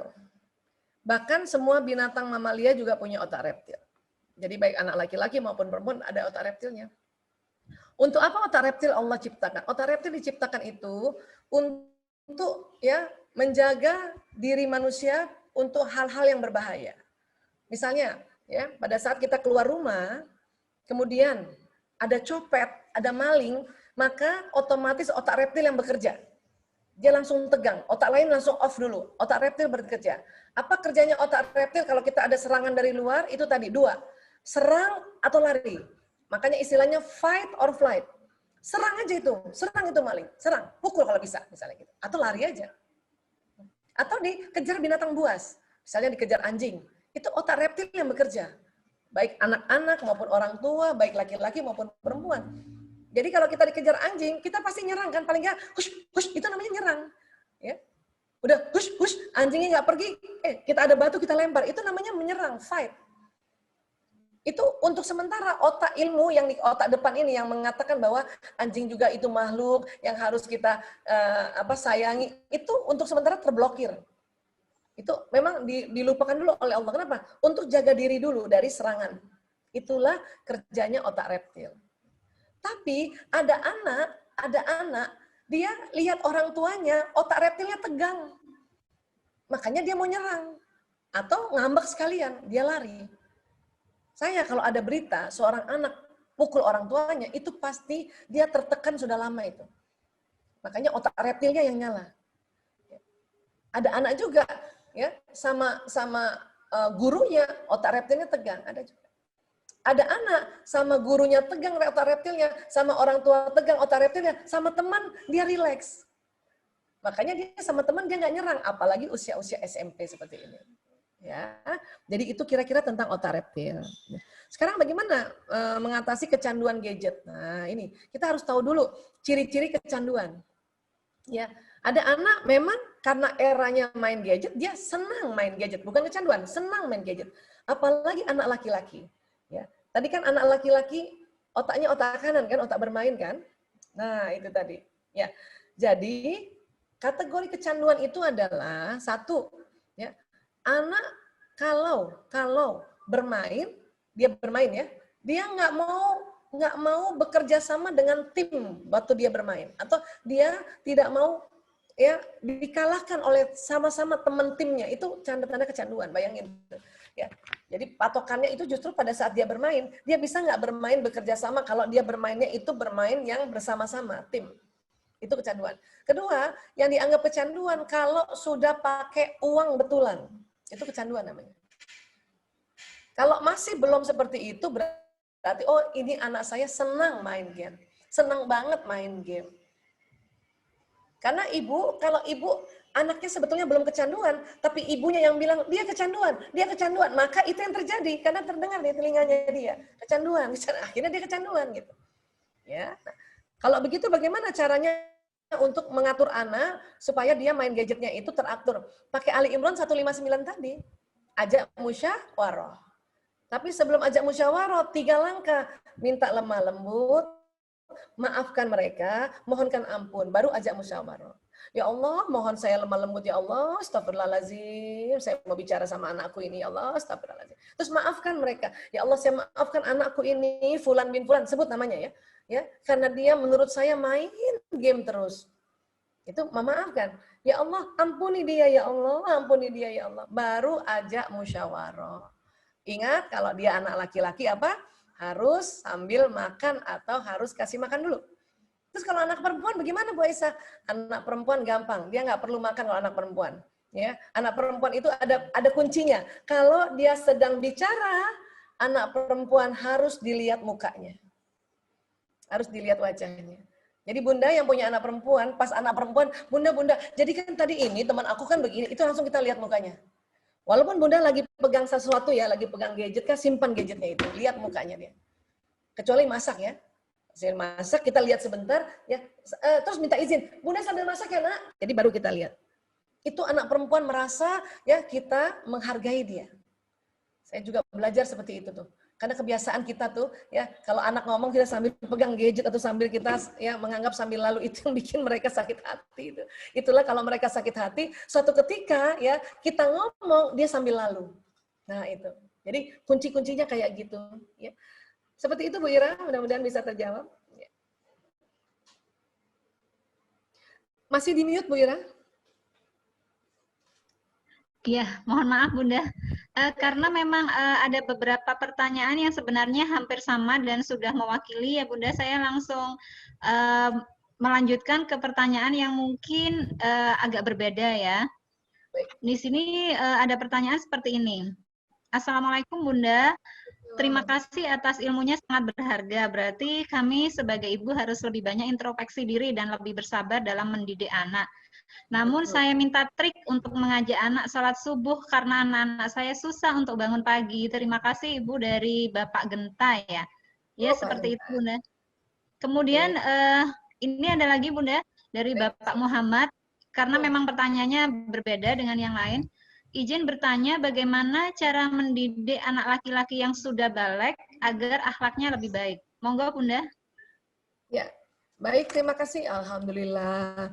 Saya senang sekali kalau ada seminar atau pertemuan kayak gini, orang tua ikut, wabil khusus bapak-bapak ya. Karena jarang ya Bu Ira ya, bapak-bapak ya. Dan bapak-bapak bertanya itu keren banget, Masya Allah. Ya. Baik, Betul. ya, saya boleh share screen nggak? Ini mumpung ada yang bertanya ya, saya share screen sedikit ya, Bu Ira ya. Lanjutan yang tadi sedikit ya, sebentar ya. Boleh. Baik, saya siapkan dulu. Ya, baik. Jadi kan tadi kita sudah belajar ya bahwa tubuh kita ini ada sistem saraf dan dia membawa pesan ya. Dan dia jalan di badan sehingga badan ini membuat sebuah perilaku. Tentu kalau anak mau kita bangunkan sholat subuh ya, malamnya janjian atau malamnya diingatkan, Nak, ya.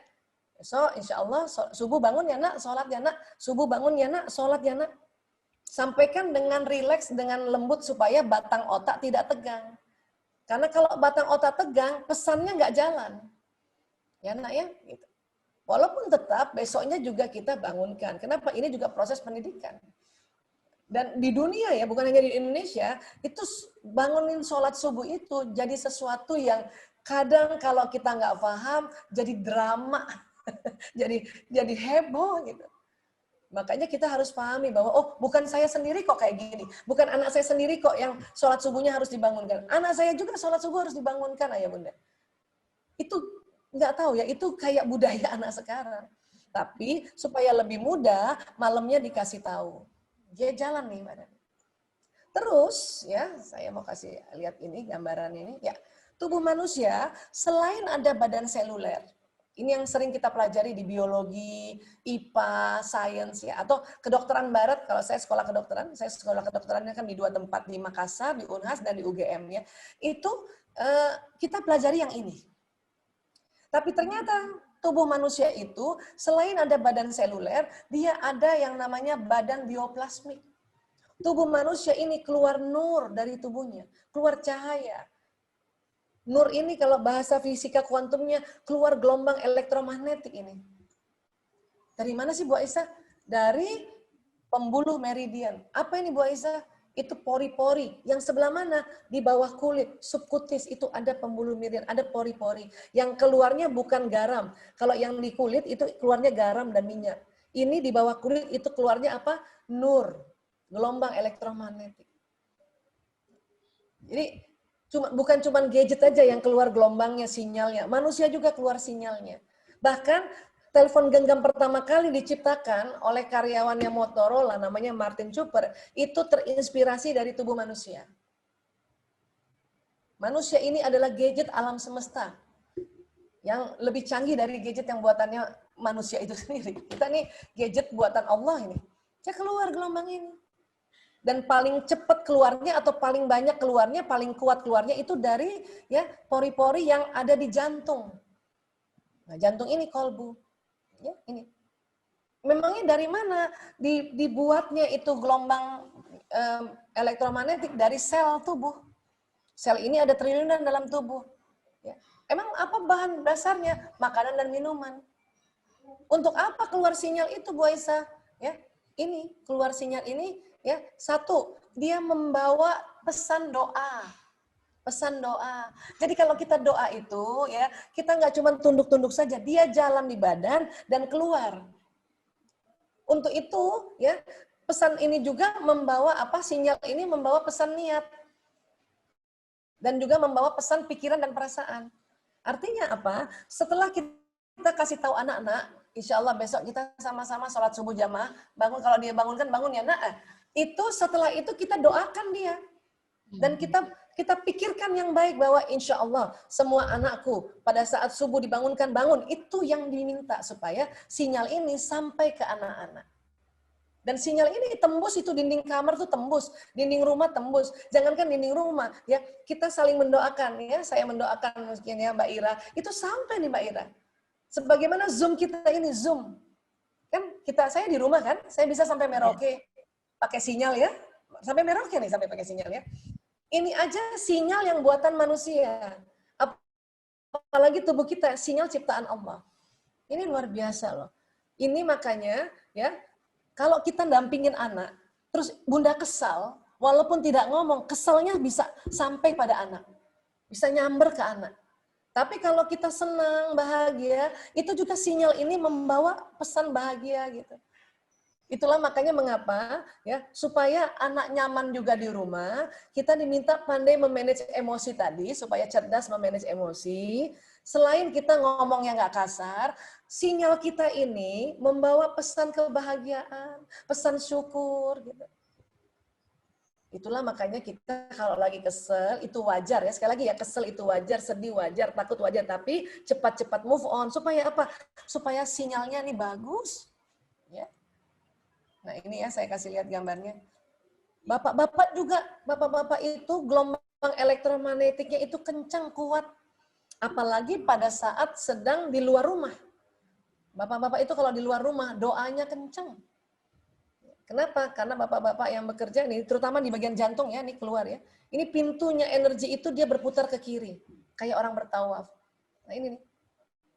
Sinyal ini mempengaruhi sekeliling. Kalau kita orangnya yang penuh kasih sayang, maka sekeliling ini penuh kasih sayang. Karena ini rasa nih, dia bisa rasa. Ya. Dan kalau kita berdoa, sinyal ini dipanjangkan. Makin panjang. Sampai pada orang yang didoakan. Bapak-bapak, kenapa saya bilang doanya kenceng pada saat di luar rumah? Karena salah satu tugasnya bapak-bapak ini kan adalah apa? Adalah mencari nafkah, ya, menjemput nafkah, rezeki. Kan seringnya di luar rumah kan? Pada saat orang di luar rumah itu kategorinya sedang melakukan safar, musafir. Orang yang safar dan musafir mengapa dikatakan bahwa doanya kenceng? Karena pada saat di luar sana, di luar rumah, sinyal ini ya bisa keluar dan bisa tembus sampai ke anak dan istrinya lagi. Itulah dalam pendidikan Bapak diminta selain mencari rezeki, kencengin doa Pak. Sebagaimana Nabi Ibrahim alaihissalam, beliau kan tidak sama-sama Nabi Ismail, yang sama-sama Nabi Ismail itu Siti Hajar. Tapi beliau selalu mendoakan dari jauh. Bahkan waktu mau ditinggalkan di Mekah, sebelum kembali ke Palestina, ya Nabi Ibrahim mendoakan agar tempat yang ada anak istrinya itu menjadi tempat yang barokah. Benar sampai sekarang, Masya Allah. Jadi puntennya Bapak tinggal doain aja ya Pak. Iya, Alhamdulillah. Ya. Baik, kemudian bagaimana laki-laki yang sudah remaja? Nah ini ya. Laki-laki remaja ini Pak, ada bagian otaknya, saya kasih carikan dulu ya. Ada bagian otaknya ini yang dia diberikan atau terjadi hormon ya, hormon testosteronnya meningkat ya. Bentar saya kasih lihat ini, mudah-mudahan kita bisa tambah memahami ya. Ya, sebentar saya setting dulu. Kita ini pada saat anak-anak sudah mulai menstruasi pada perempuan dan pada anak laki-laki mimpi basah ya, itu terjadi sesuatu yang beda pada saat dia masih kanak-kanak ya. Ini makanya yang disebut masa balik ya. Nah, kita lihat ya. Dalam Islam itu ada yang namanya fase akil balik ya. Akil balik dalam Islam ya. Akil apa, balik apa? Akil itu adalah kedewasaan mental atau pikiran tadi ya. Balik itu adalah kedewasaan fisik. Seharusnya akil balik itu jalan bersamaan.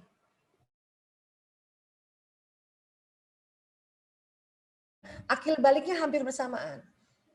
Saya ingat sekali waktu mens itu usia 15 tahun itu, waktu SMP. Ya, berarti saya sudah balik. Dan akilnya itu sudah mulai cukup baik. Kenapa? Karena waktu usia-usia kayak gitu kan kita mandiri ya. SMP kan mandiri banget, sudah mandiri kita. Makanya akil baliknya sejalan. Nah, sekarang balik dan akil tidak berjalan bersamaan. Ya. Balik ini apa sih? Balik ini karena dipengaruhi nutrisi. Maka anak zaman sekarang baliknya maju. Ya, dia usia 9 sampai 12 tahun sudah balik. Sudah mens yang perempuan, sudah mimpi basah yang laki-laki. Tapi akalnya ini, kematangan kedewasaan mentalnya, pikirannya tadi, itu baru ya usia 22-24 tahun itu baru matang akalnya. Jadi di era sekarang, baliknya maju, ya akilnya mundur. Jadi ada renggang antara balik dan akil, inilah makanya ada konsep yang istilahnya remaja. Nah, pada saat remaja ini ya fase peralihan pertumbuhan perkembangan masa kanak-kanak dan menjadi dewasa, inilah terjadi perubahan hormon. Dan remaja dibagi 3, remaja dini usia 10-13 tahun kan sudah balik kan? Remaja tengah 14-18 tahun, remaja lanjut 19-21. Nah, tapi setelah 21 baru tuh akilnya sama baliknya sudah ada. Ini yang harus kita pahami nih. Ada satu transisi yang sekarang ini terjadi. Apa sih yang terjadi? Hormon testosteron pada anak laki-laki langsung melonjak tinggi. Hormon estrogen, progesteron pada anak perempuan melonjak tinggi. Apa yang jadi masalah kalau testosteron melonjak tinggi pada anak laki-laki? Dia jadi sangat agresif, garang. Sifat laki-laki yang harus ya menjaga diri, menjaga keluarga. Dia harus juga mencari sesuatu. Makanya dia kuat, garang, berani. Nah, itu. Makanya kaget-kaget kita ini, ya waktu dia masih TK, kok baik banget ini anak laki-laki saya ya. Sampai 1 SD, sampai 4 SD Bu Aisyah. 5 SD masih oke. Kenapa 6 SD dia jadi kayaknya ya garang. Ya, gitu. Jadi laki-laki banget. Ini harus kita pahami dulu. Kenapa? Untuk mengatasi anak masa remaja, nomor 1 harus paham dulu. Mengerti dan paham. Apa yang terjadi sih di otaknya? Dulu hormon testosteron pada anak laki sebelum dia balik, itu keluarnya kalau boleh dianalogikan, dia keluar dalam 1 cangkir saja setiap hari. Tapi setelah dia mimpi basah, dia balik, maka hormon testosteron yang keluar dari otaknya kurang lebih seperti 1 galon ya jumlahnya. Jadi dari 1 cangkir ke 1 galon itu terjadi sesuatu yang sangat-sangat ya jomplang, kalau kita orang Jakarta bilang jomplang gitu ya. Nah, jadi akil balik ini ya akil dewasa mental, balik dewasa fisik. Akil ini pengaruh pendidikan, ya. Balik pengaruh nutrisi. Itulah makanya kita memberikan pendidikan pada anak-anak itu ya untuk mengisi akilnya. Ya, kalau kita jarang membantunya, waduh kasihan akilnya ini lama dia dewasa ya. Akil ini berkembangnya akal, balik berkembangnya nafsu. Ya, akil ini fungsi tanggung jawab, balik fungsi reproduksi. Makanya anak-anak yang umur 12 tahun kelas 6 SD sudah haid, itu sudah bisa menikah, itu bisa punya anak. Ya, fungsi reproduksi namanya. Akil mandiri dan tanggung jawab, balik life and death instinct. Jadi dia punya insting untuk mempertahankan kehidupan dan kematian ini kalau balik ya. Akil itu peran ayah dan ibu, balik peran ibu dan ayah. Ya, ini harus dipahami ya. Jadi peran untuk mendewasakan mental anak memang itu ayah yang duluan berperan, ibu membackup. Tapi untuk balik memahami bahwa anak ini sudah mens, anak ini sudah mimpi basah, itu peran ibu yang lebih dominan, ayah membackup. Ya, inilah perbedaan-perbedaan. Jadi kalau ditanya bagaimana menghadapi anak remaja, fahami dulu bahwa ini terjadi sesuatu yang luar biasa pada diri mereka. Ya, anak laki-laki bagaimana? Tadi saya sudah sampaikan. Pokoknya anak laki-laki ini ayah bunda pantang dinasehati, pantang ditegur keras pada saat dia lapar. Wih, itu dia bisa ngamuk ya.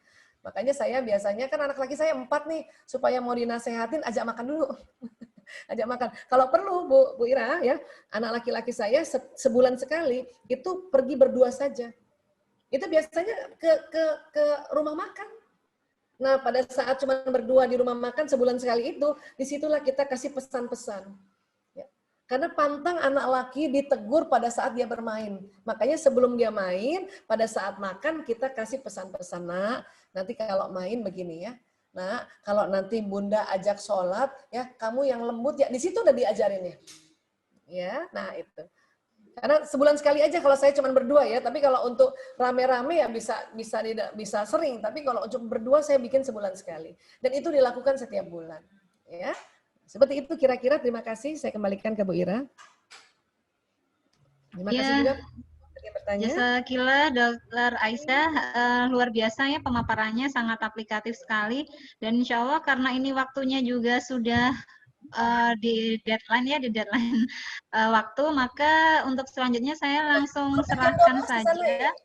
Hampir jam 12 ya? Hampir jam 12 ya. Di sana ya? Oh, iya, sudah. Hampir zuhur ya. Iya. Jadi jasakillah Bunda, dan kemudian untuk selanjutnya mungkin buat para peserta itu tadi sudah saya kasih link kalau misalnya ingin bergabung di grup parenting, dan insya Allah nanti mungkin kita akan belajar banyak hal tentang parenting itu sendiri, dan karena waktunya juga sudah habis maka saya mohon maaf atas segala salah kilaf saya dan juga Bunda Aisyah Dahlan selama menyampaikan materi, karena kesempurnaan semata-mata hanyalah milik Allah. Dan untuk selanjutnya saya serahkan kepada Ustadzah Marda untuk sebagai MC ya acara ini. Monggo Ustadzah Marda. Bu Ira, komunitas cinta anak ini di Merauke ya? Komunitas cinta anak di seluruh Indonesia, Bunda Aisyah, dan di Merauke juga alhamdulillah kami ada perwakilan. Oh, alhamdulillah. Ya. Kalau Bu Ira ada di mana posisi sekarang, Bu Ira? Saya di Jawa Timur, Bunda, di Sidoarjo, Surabaya, dekat. Ya Allah, alhamdulillah ya. Ini antara Jakarta, Jawa Timur dan Merauke. Alhamdulillah ya. Ya, insya Allah komunitas cinta anak di Merauke juga itu tadi sudah bisa bergabung di dalam parent. Dan insya Allah kita juga pakai sirah Bunda, pakai sirah Rasulullah sebagai pendidikan parenting nabawi, karena memang kita juga melakukan ini ya, benteng terhadap parenting ala barat. Ya, itu untuk masuk di otaknya tuh. Makanya tadi saya katakan untuk masuk di otaknya anak-anak itu kasih sirah itu ya, sejak dini. Makanya saya senang sekali itu buku. Makanya saya lihat tadi buku-bukunya itu, Masya Allah. Itu luar biasa, sangat membantu untuk anak-anak paham tentang sirah Nabi. Sukses buat komunitas cinta anak. Iya, jasakillah khair Bunda Aisyah. Dan selanjutnya, Ustadzah Marda, saya serahkan ya untuk ini acaranya. Monggo Ustadzah Marda.